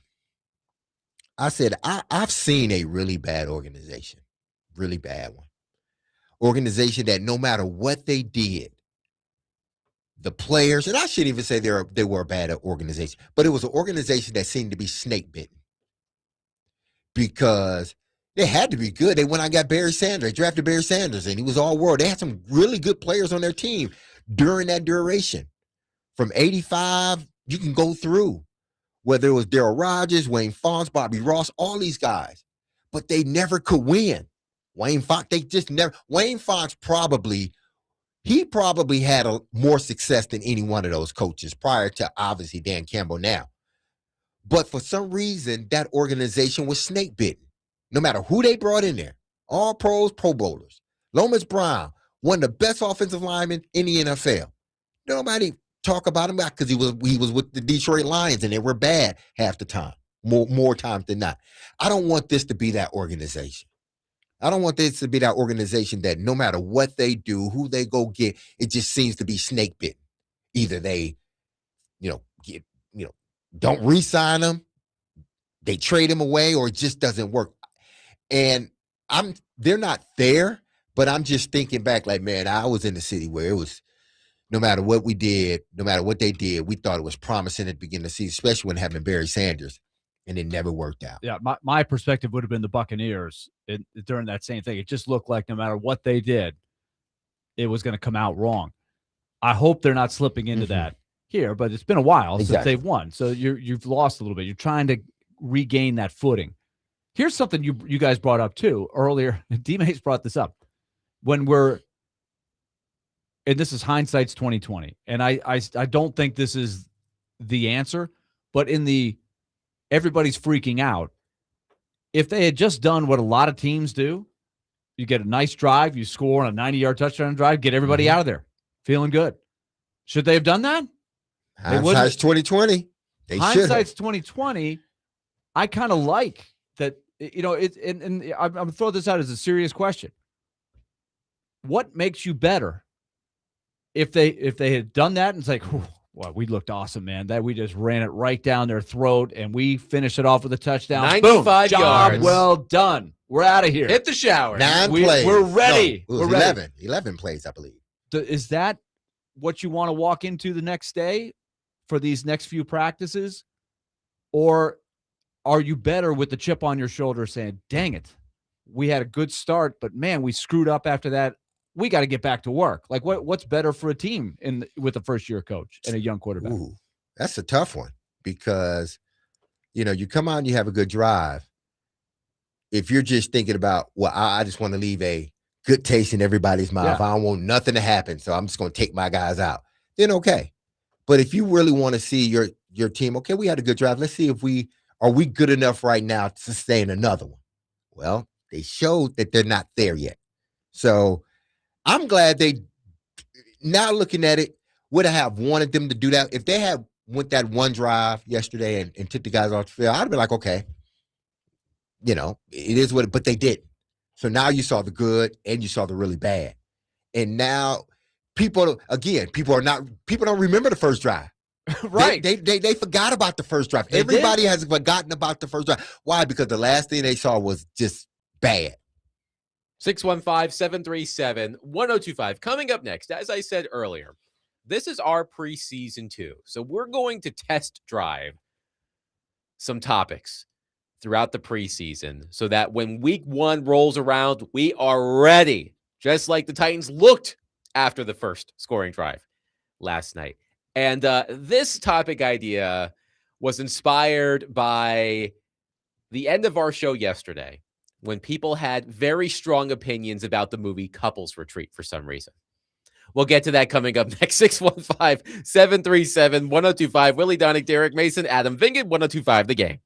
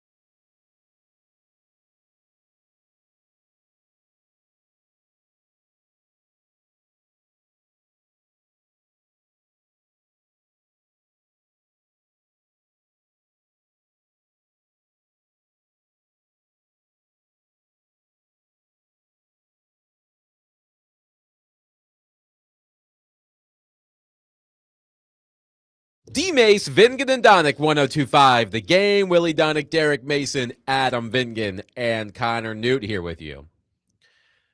So at the end of yesterday's program, I don't know how we got on this subject, but I brought up the movie, the 2009 comedy film Couples Retreat, and I had the apparently unpopular opinion that movie is really, really bad.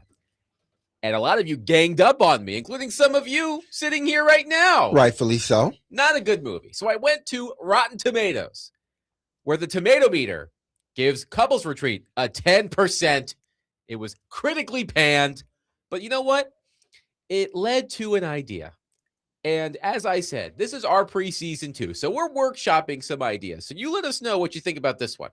615-737-1025. This is a strained pun, but I'm going with it. Forget about Rotten Tomatoes. It's time for Rot Titan Tomatoes. Rot Titan Tomatoes. So here's what we're going to do. If you are familiar with the website Rotten Tomatoes, there are 3 grades a film can have. Certified fresh, critically acclaimed, just fresh, solid, and then, of course, rotten, self-explanatory. So here's what I asked everybody to do. Pick 3 things from the game. 1 certified fresh, 1 rotten. And as an example, I will start. We'll go around and do our certified fresh selections first. My certified fresh for the game last night, the uniforms. I thought the uniforms looked spiffy as hell. A major upgrade over the previous uniform design. And I know that this is a touchy subject for a lot of you, but the Titans looked real good on the field, not in terms of actually playing the game, but you look good, you feel good, right? So I think the Titans felt good because they looked real good. So certified fresh for me, the uniforms. I really liked the uniforms in action last night. Derek Mason, what was certified fresh for you? Certified fresh was my man Joey Sly. 4 for 4 with the 58-yarder as his longest. That man got a leg, and it showed. So all that stuff before, the game and during practice where he was missing, they're bringing in kickers. Joey Sly wanted to show you that he's certified fresh. Ain't no need to bring in no kickers. I'm the guy. Willie, certified fresh for you last night. I'm going to give a little shout out to JC Latham, like I did in the Flash Me segment. His numbers were really solid. He got the shout out from his coach, and this is a starting point. He really got off to a horrible start last year because he got the injury. It set him back. There was all kinds of things that sort of dominoed his season. And so I think confidence is important for him, and I thought he started off with, on an easy test, for reference, he got an A+ on an easy test. So to me, for at least one game, he's certified fresh. Connor Newt, certified, certified rotten. No, certified fresh. Certified rotten and rotten potatoes. And don't forget about rotten potatoes. Connor, who was certified fresh for you last night? Along similar lines, I'll go to the guy standing right next to JC Latham. Certified fresh for me would be Fernando Carmona, getting a lot of snaps with the first team. And I thought he looked solid in his first start as a Titan. Even though it's a preseason, he still made plays. He's violent out there. And I thought he looked solid blocking that right side at the guard position. So certified fresh for me would be Fernando Carmona.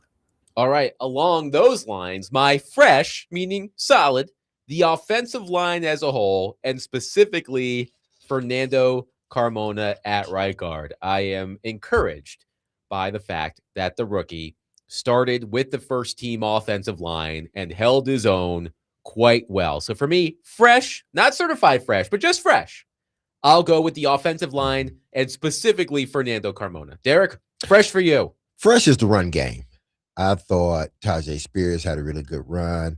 I thought Pollard ran strong. We were talking about Pollard during the break. He's just a solid player, a good football player, a guy you want to have on your team.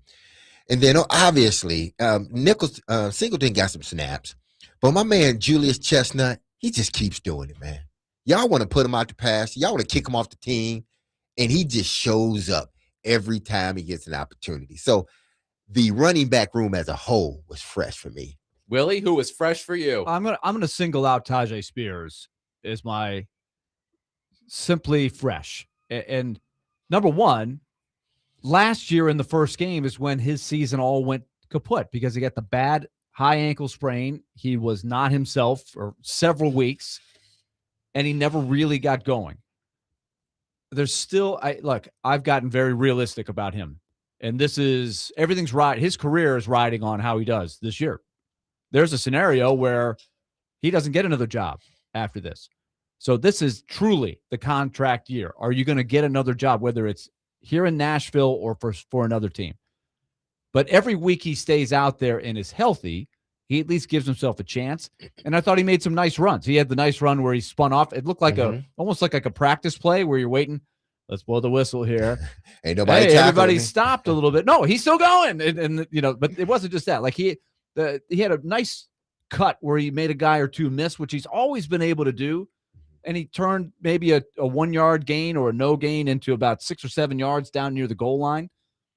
I liked how he played. So solid, not out of the craziness, but a Rotten Tomato rating of 75. Would that be fresh? 75? I think fresh. Yeah. I think that would be certified fresh. So we got to say 60. So maybe I got to go down to 70? I'll have to look at the grading scale. 65. But 65? We'll go with fresh. Okay. Connor, who was fresh for you? I'll say the edge rusher room, specifically Jermaine Johnson and Femi Oladejo. Femi Oladejo had a highlight play. He had a tackle for loss. And it's easy to do that when you're a free rusher and basically no one is in front of you blocking. But still, it's good to see him having some momentum and showing some progress and how he fits into the scheme. Jermaine Johnson had a couple of pressures, didn't quite get to the quarterback for the sack, but still impacted the throw and impacted the offense as a whole. So specifically those two, but I felt like the edge rusher room in general was fresh. Not out of the moon, not incredibly, blow you away, but they still did some good things out there. According to Rotten Tomatoes, when at least 60% of reviews for a movie or TV show are positive, it is considered fresh. Okay. 60. When less than 60% of reviews for a movie or TV show are positive, it is considered rotten. And how do you get the certified? 75 and above? 75 or higher. Okay. Certified. So I got to go 65 to 70 for Tajay, or all of us have to be in that range. All right. Here comes the fun part. The rotten. It's not fun for me. It's not fun for me to do this. I hate to do this. It's a to little give fun somebody for a rotten me. rating. The secondary, rotten. Specifically, Cordell Flott, rotten. Now, here's what I love when this happens. I love when the eye test and the analytics just, they just work together so well. Even if you suck at math, even if looking at an Excel spreadsheet makes you want to faint. I was going to say something else, but I didn't want it to be crude. You could watch Cordell Flott last night and be like, man, he did not look good for the Tennessee Titans. Let me tell you how poorly Cordell Flott played last night, according to Pro Football Focus. He was targeted 6 times. He allowed 6 catches. He allowed a total of 74 yards and a passer rating against of 118.1. And this was not Mac Jones. This was not Brock Purdy. This was Curtis Rourke. Trivia question, folks. According to the San Francisco Chronicle, do you know how many days it had been since Curtis Rourke played in a game? It's been 2 years. Well, I have the days. Oh, days. 700 days? Yes, about 700 days. According to the San Francisco Chronicle, on Thursday, Curtis Rourke played in his first game in 601 days. Wow. Dating to his senior season at Indiana, it had been 601 days since Curtis Rourke played in a football game, and he made Cordell Flott look like a turnstile. Bad. We talked about the secondary earlier this week. Cordell Flott specifically, rotten last night. Well, the sentiment, I echo that sentiment because I mentioned this before the game, days before the game. And I just said, I'm going to put it in my back pocket. It's practice and, getting used to everything. So I'm going to put it in my back pocket. And then I watched what happened yesterday. And now, listen, the sky isn't falling. At least I don't think it is. But you went out there and played. It seemed like you played with no urgency. I know what you guys were doing was simple, but you still can be competitive even with a simple coverage. And I just didn't see last night, at least. I just didn't see a corner that was really out there competing. Now, again, it could have been how they were playing the defense, but even that, like, man, you got beat on the go route. If you feel after one or two catches, come up a little bit. You ain't got to sit back so far. Don't just give him the pitch and catch. Be aggressive with me, with the guy. And he wasn't. And when he was or tried to, the guy was just too big, and he out-muscled him. So to me, Cordell Flott, for this game, it was bad. It was bad. And I didn't want this to be true because I brought it up days before, but then you go out there and you watch that, you say, well, hopefully the next game is better. Hopefully, because Saleh even said, I just did something simple. But even with the simple stuff, you got to be able to knock down some balls. Taylor in Bellevue says the game should be called Flotten Tomatoes. That's Flotten Tomatoes. Okay. That's good. If he continues to play like that, it Yeah. might be Let's called hope he gets better. That's why I'm not Chicken Little just yet. But again, I got my hand in my back pocket. It ain't out yet, but I'm reaching. Willie, who was rotten last night? Somebody has to say it. Cam Ward has to get a Rotten Tomato of course rating on this one. This gives me no pleasure. Just like the teacher when he gives you the failing grade back. This gives me no pleasure. Well, some give teachers, you all this red some ink. teachers took pleasure. Some did. You're probably right. Especially in college. And those were not my favorite teachers. But Cam, I still believe in you. But I can't give you a good grade on this. You got to go below 50 in the Rotten Tomato rating here. This was an easy test. This should have been a test that you passed with flying colors. And I have questions about his escapability, his ability to run effectively. I didn't see anything. He looked tentative. He didn't look explosive. And what we were looking for in terms of he slimmed down to be quicker, I saw no evidence of that. He looked the same as he did last year, where one rusher who gets one arm on him either bothers him or takes him down. I want to see him blow through there and get bigger gains. And then the obvious misses that everybody's been talking about all day, where you've got, without scheme, it's a vanilla defense you're playing. The plays there, these are high percentage throws. He missed too many of those. We know that. And then a couple of decisions that could have been better. So all of that put together, look, he should be in there, and I know he is, right, in there determined that this coming week will be better. And maybe that's a good thing in the long term. But in the meantime, I got to give him the Rotten Tomato rating. Mm-hmm. You heard it here first. Cam Ward, the quarterback equivalent of Couples Retreat. I don't know if I'd go 10% or one of the dozens of movies. There is a list on the internet if you really are bored of movies that got 0 in the Rotten Tomatoes. Most of them you've never heard of. Not quite that bad. But Couples Retreat got 10%. I didn't think it was that bad. It wasn't that bad. It was. Connor. You might need to rate one. Yeah, bring it up. have to. Get it up to an 11. Exactly. Who or what was rotten for you? The quarterback equivalent of Couples Retreat would be my selection. One William Scrub Daddy Levis. Oh, Scrub Daddy. This was his one chance to get out there and prove that he has some value, and somehow he managed to come up short. I mean, the one play where in his defense he got hit, but he launches it into triple coverage to Bryce Oliver. What are we doing? And then he had another play where Xavier Restrepo is coming across the slant in the middle, overthrows him by about 10 yards. It was unbelievable. And the fact that he got as much run as he did, I understand. You're trying to maximize the value for him and see if someone is willing to trade into his contract. That ain't going to happen now. He's probably going to be cut before the season starts at this point. He has regressed and regressed and regressed. And to quote Willie, it gives me no pleasure because he was my boy in 2021 on my Kentucky team. But he has regressed since then. I'm not even sure he's an NFL quarterback at this point. Can I give an honorable mention You're gonna love this one. Okay. You're gonna love it. Y'all Right. gonna love it. Okay. My honorable mention For what? For fresh. For fresh. Just solid. For fresh. Just solid. My man Restrepo. He keeps doing it. He almost had a one-hand catch. If you put it on him, Hendon Hooker, that's another catch. My man Restrepo is just doing it. Y'all gonna put some spec on his name. So he's my honorable mention fresh. All right. I was waiting for someone to mention Xavier Restrepo. We made it to 517 without a single mention of Xavier Restrepo. I would have taken the under on that. 615-737-1025. We're workshopping this. If you like Rotitan tomatoes, again, a strange pun. Flatten tomatoes. Or flatten tomatoes, as Taylor suggested, let us know. 615-737-1025. We may make it part of our Reaction Monday, or in this case, Friday, rotation. 615-737-1025. It is Friday.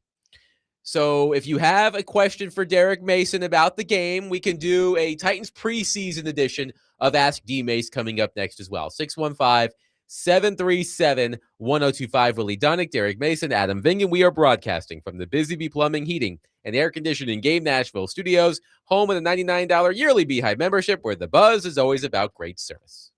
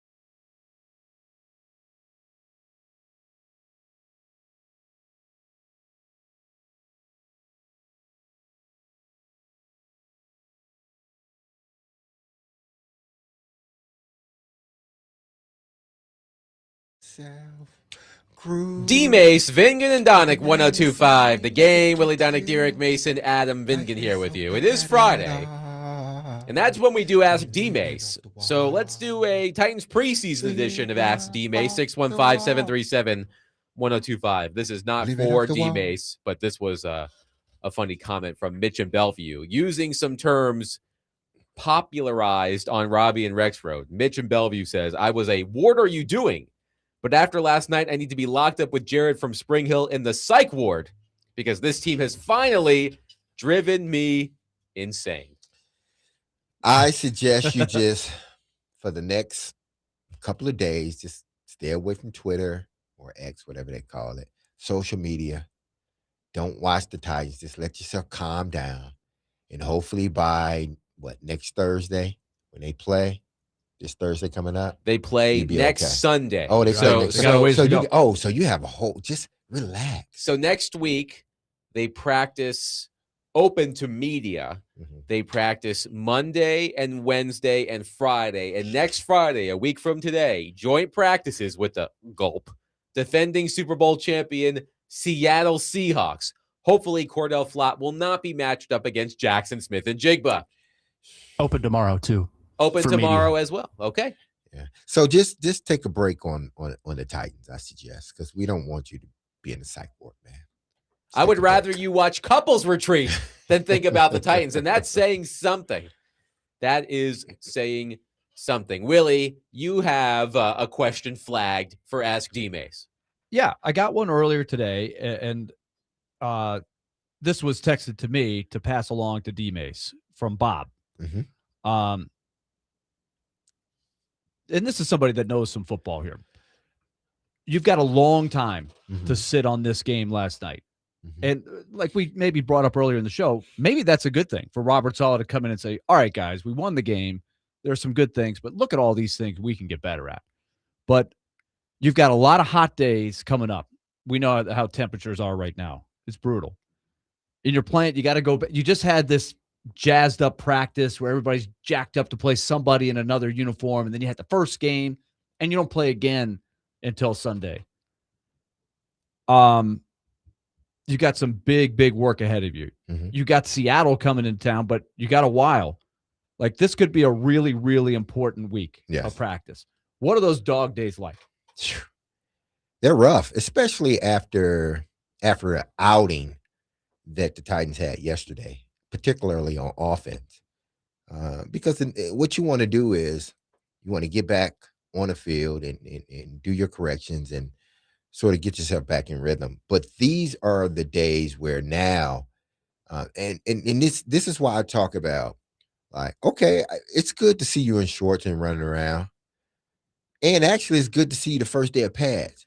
But I want to see you that week and a half after all of that, when it's getting hotter and you're sore and you're worn down and you're being tested mentally.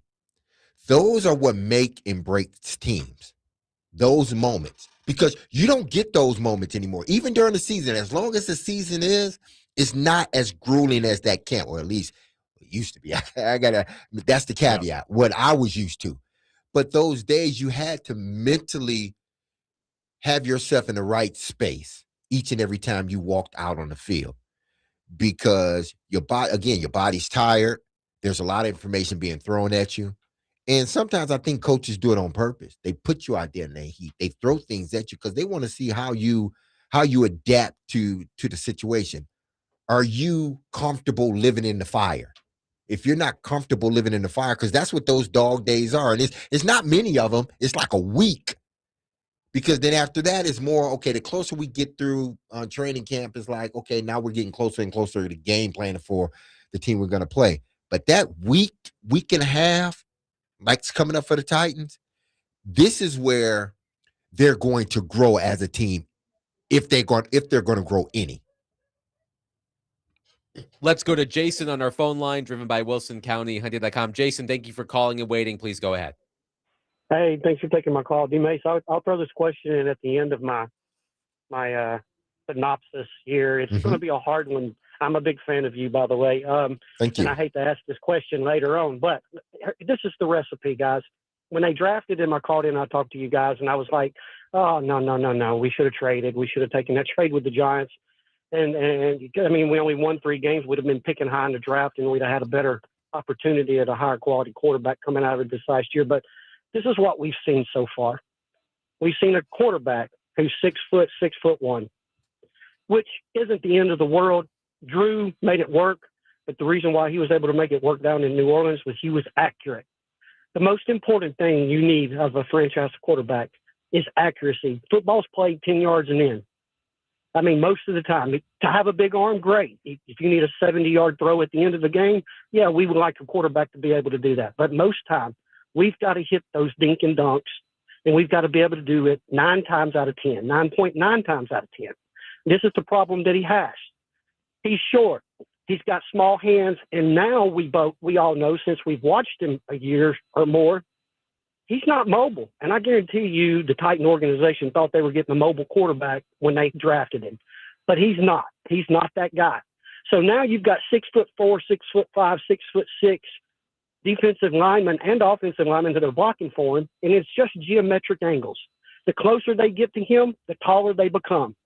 Now he's got to try to find a lane between helmets and hands to try to hit slant routes and crossing routes across the middle if they get too close to him, if he can't get out of the pocket and or move.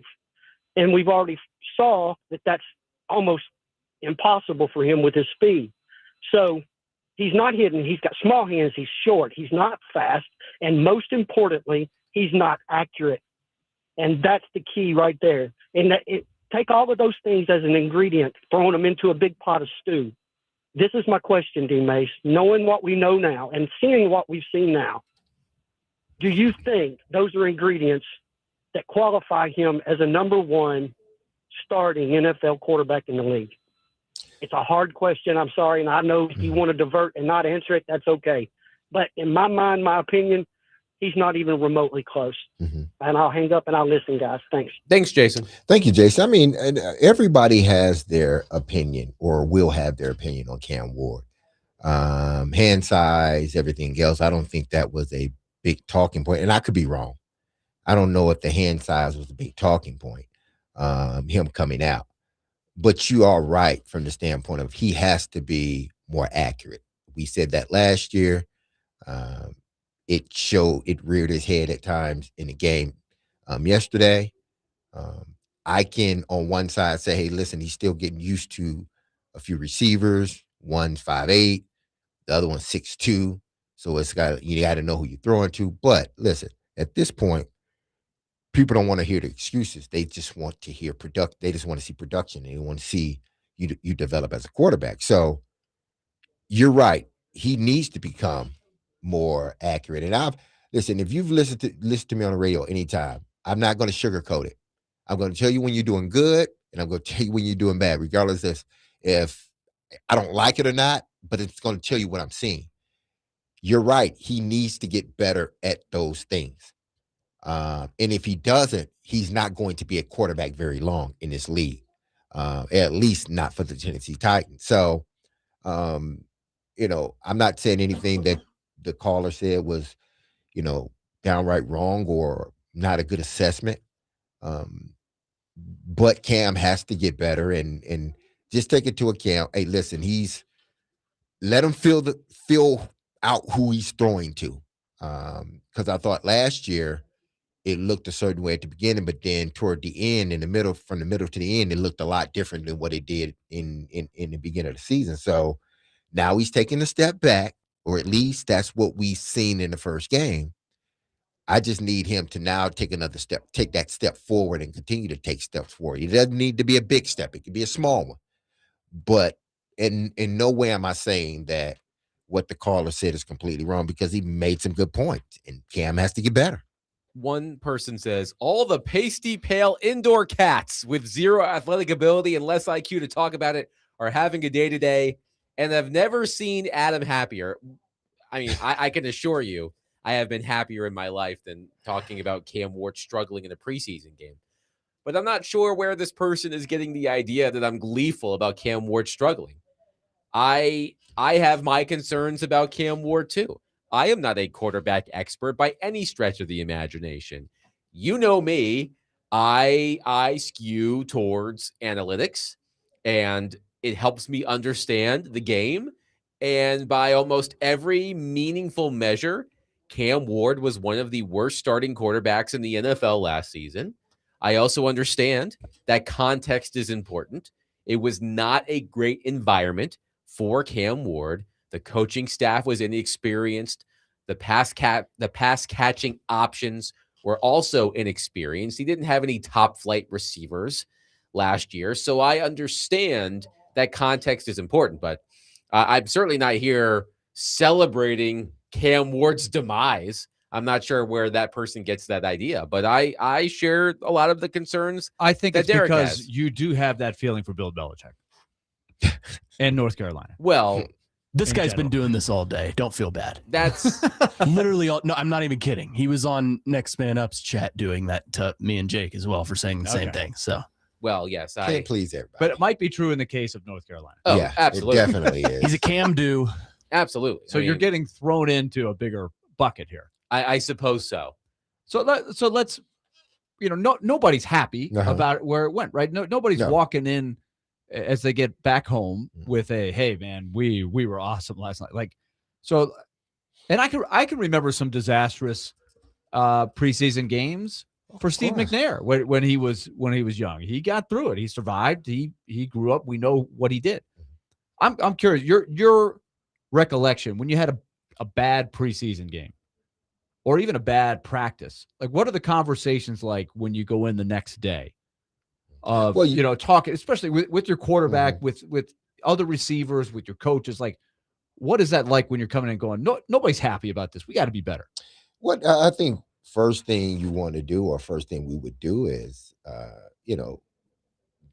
what things went wrong and how do we correct them? Because we'd always have after film, we would always have a walkthrough, corrections. We call them corrections. Things that didn't go right in games, we watched them on the film and we critique them on the film. Then we go out and we walk through our corrections and make sure, okay, because this is not the only time we're going to run these plays, and that's not the only time we're going to see that type of defense. So we want to make sure that we correct ourselves out on the field. But I think because at least the teams I've been on, we all were walking in the same direction. We all wanted that one goal.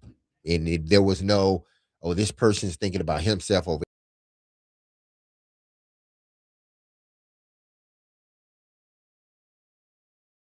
It was a sense where just be held accountable for what you're doing, and we're grown men in here. And if you did something wrong on the field, you need to correct it. And if it continues to happen, then you're going to continue to sit on the bench after that. So it wasn't like those things were not, we went into meetings and guys voiced their opinions about certain things. And the quarterback said we need to say if a play was off, if we all were in the same room. Because sometimes when after games, we all come in the room together as an offense. We kind of watch, and everybody's in their little silos in the room. So the tight ends coach is talking to his tight ends as the play is going, receivers coach, and then you have the running backs coach. But then the coordinator is telling everybody, like, these are the things, in as well as the quarterback. So you get a lot out of stuff like that. You just hope that, after you went over the film, went back on the field, you hope that those things don't continue to happen. But if they continue to happen, then listen, either you're a bad team or we got to make some changes. 615-737-1025. The Titans are back on the practice field tomorrow, Connor, right? Indeed. Tomorrow, Monday, Wednesday, at least open to reporters on Monday and Wednesday. And then joint practice with the defending Super Bowl champion, Seattle Seahawks, 1 week from today. 615-737-1025 will wrap up the week and the show. Coming up next, Willy Donick, Derek Mason, Adam Vingan, 1025 The Game.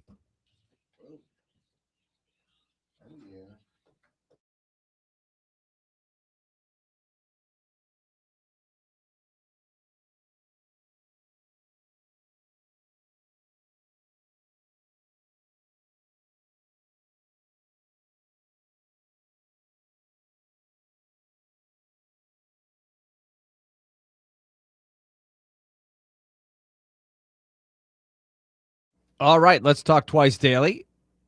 I keep telling you about the rewards program, and I want to pound it into your head.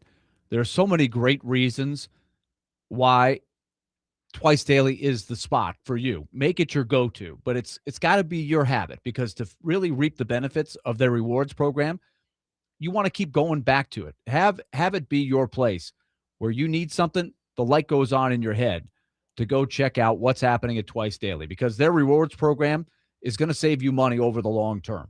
When you keep going back to that, well, first of all, it's a great place. It's going to get all of your needs taken care of. They've got you covered if you're looking for convenience. But the rewards program unlocks special discounts, the savings. They've got sweepstakes you can enter into, win other things, and a whole lot more. So it pays, literally, to be a member with Twice Daily. You're going to earn points and save money with every visit. Twice Daily, proud sponsor, 102.5 The Game, fresh all day.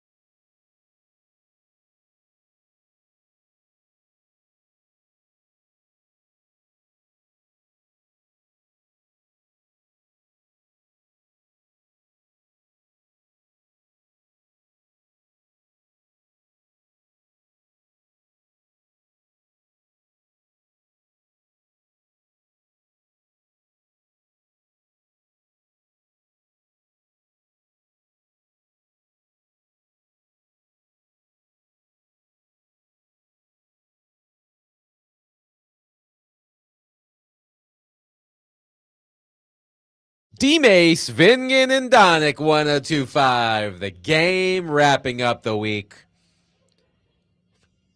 And just be careful out there this weekend, guys, because there is an extreme heat advisory in effect through Sunday evening. Temperatures could feel up to 110 degrees during the hottest part of the day. Embrace it. Each day. No, do not. You must embrace it. No. When I was in high school, I had some odd jobs when I was in high school. And one of those jobs was I worked in the catering department of a country club. So part of my job was to set up and bus tables and all of that stuff for events at the country club, parties and whatnot. And whenever I wanted to get a break, I would always volunteer to get something out of the walk-in freezer. And I would stand in there for like 5 minutes. So if you can find a walk-in freezer this weekend, I highly suggest you walk inside because it's going to be nasty out there. Like Willie said, embrace it. Embrace it. And can we just have Embrace a moment it. about Purple Rain? Yes. Connor, did you see it? See what now? Purple Rain. Have you seen Purple Rain? I have seen parts of it. Oh, you got to see the whole thing. Yes. You got to buy into the whole thing. It's great. It's I'm sorry. It's good stuff. Yeah. It's a great album. It's a great album. Top to bottom. Great movie. And also, I'm going to take you on a walk down memory lane. Okay. Ooh, at the old junior high dances. If you get the slow dance, those dances. Slow dance with Purple Rain, that is the song. If you have the partner you're hoping to That's get. a big if. Or they throw on some Luther Vandross. Mm-hmm. But the length of Purple Rain is going to That got you, there. yeah. Oh, yeah. So if you got the right partner, it's jackpot, baby. It's like that girl you've been liking. It's like, oh yeah, oh yes, it's coming on. Like you hear that, that intro, Prince on the guitar, that little Purple Rain. You got to get to your partner quick. That's a long song. You're hustling. Then to get that long song, you're set. I'm trying to think of what my Purple Rain dance equivalent would have been. It's a good question. Mine was Ed Sheeran. No. Yeah. Okay. What was that song called again? What was it? When your legs don't work like they used to. Thinking Out Loud, right? Yeah, Thinking Out Loud. Thinking Out Loud. I think that's right. It was definitely an R&B song for me. Maybe some Boyz II Men. Maybe a little Brian. Maybe a little. No, you know what it was? I know what it was. Casey and JoJo, All My Life. That was. I pray for someone like you. There you go. I'm seeing a future musical theme here. Slow jams. I just imagine slow Adam dance in like all white on a beach, just like putting his hands out to the camera. Wind all blowing. white on the beach. That is. Are we talking about today's Adam or back then? Back then, hair full of hair, or head full of hair. Flow is going. Ocean Boys to breeze. men, water runs dry. Oh man! I As know long what as you had the flow. I know what As long I'm as you had the listening flow. to on my way home. Other than the 6, is the 6 coming up? Connor Newt? The 6 is coming up. Okay. Yeah, it's coming up pretty soon. He's Yeah. on the horn In right about now. He's got a 14 very minutes. important phone call Yes. he's taking, probably in regards to the 6. Maybe during the break, I'll play some Casey and JoJo on my way home. Sorry, I was on the phone. What was the okay. question? What's coming up on the 6?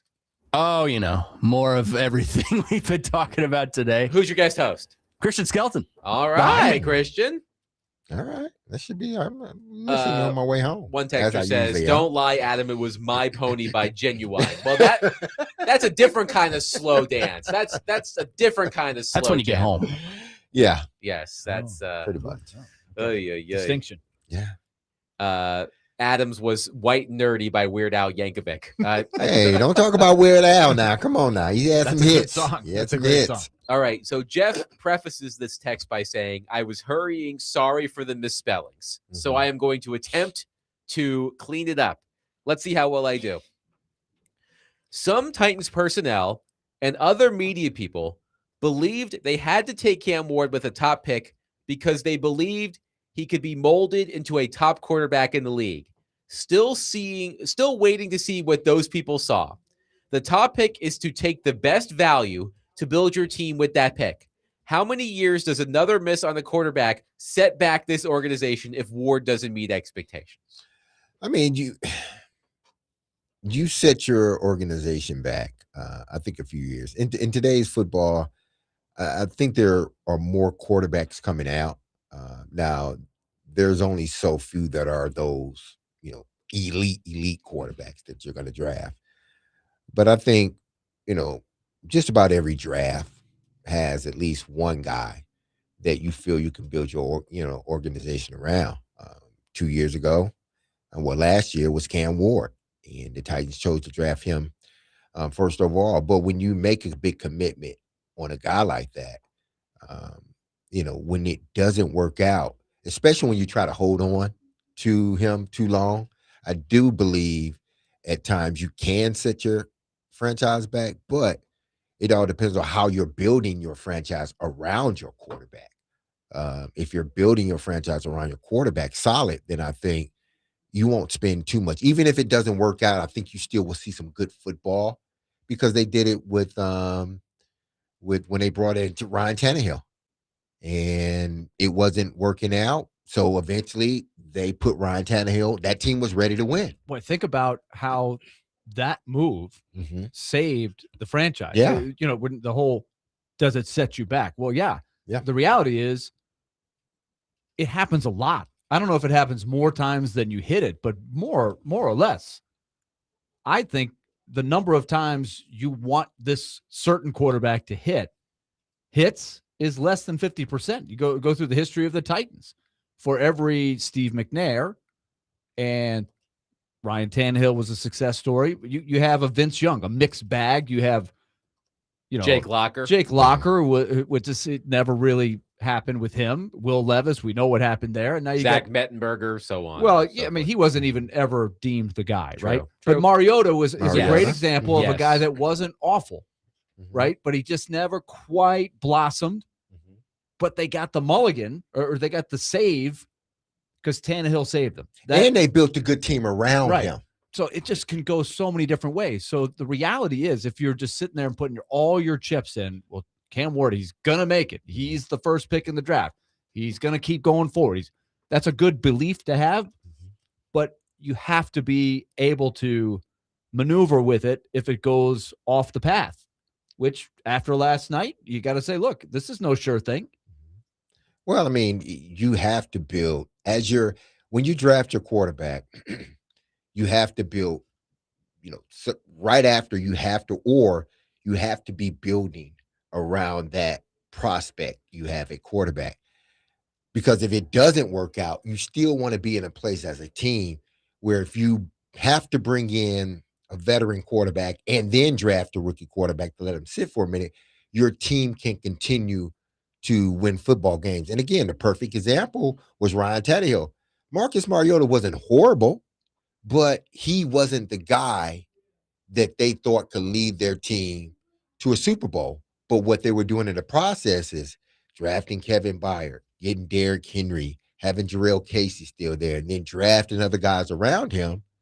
And once they finally got that quarterback in, it didn't take them a year to get going. Hell, as soon as they put Ryan Tannehill in there, they got going, and they were a winning team. So you're right, it can set you back, but it depends on how you're building your team around your quarterback. Very quickly, let's go to Don on our phone line. Don, thank you for calling quickly. Go ahead.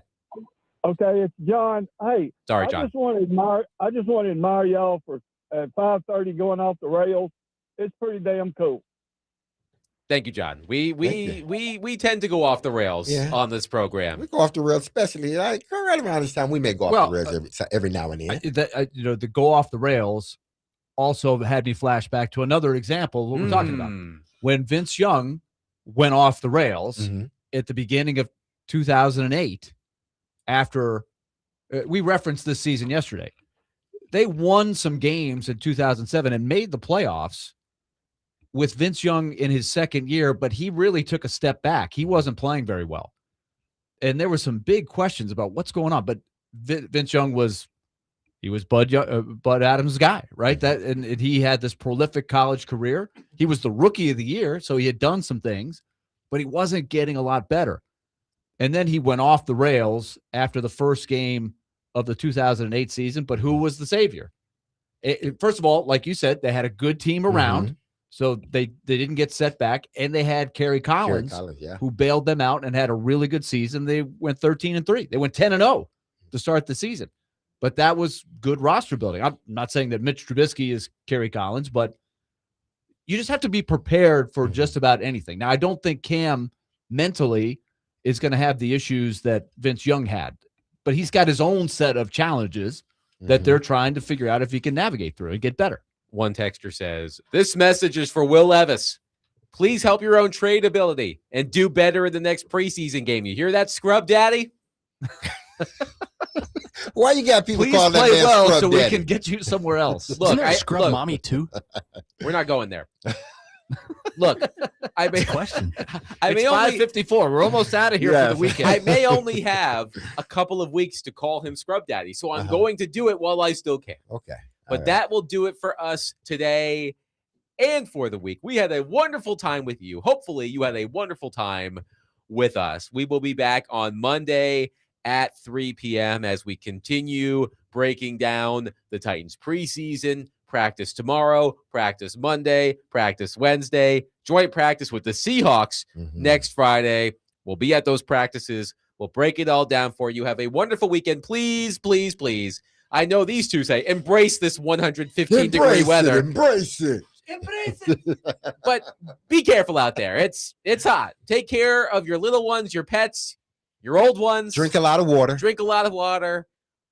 We'll talk to you Monday at 3. Be loved. Love on your people. Have a safe, blessed, and wonderful weekend. I love you. The team loves you. You hear that music? Don't you forget about us, because we will not forget about you. We're back on these airways starting Monday to talk about the Titans and their past preseason game, their practice over the weekend, and then obviously Monday's practice. But as I always say, we're going to be talking, and you're going to be listening. The 6 is next.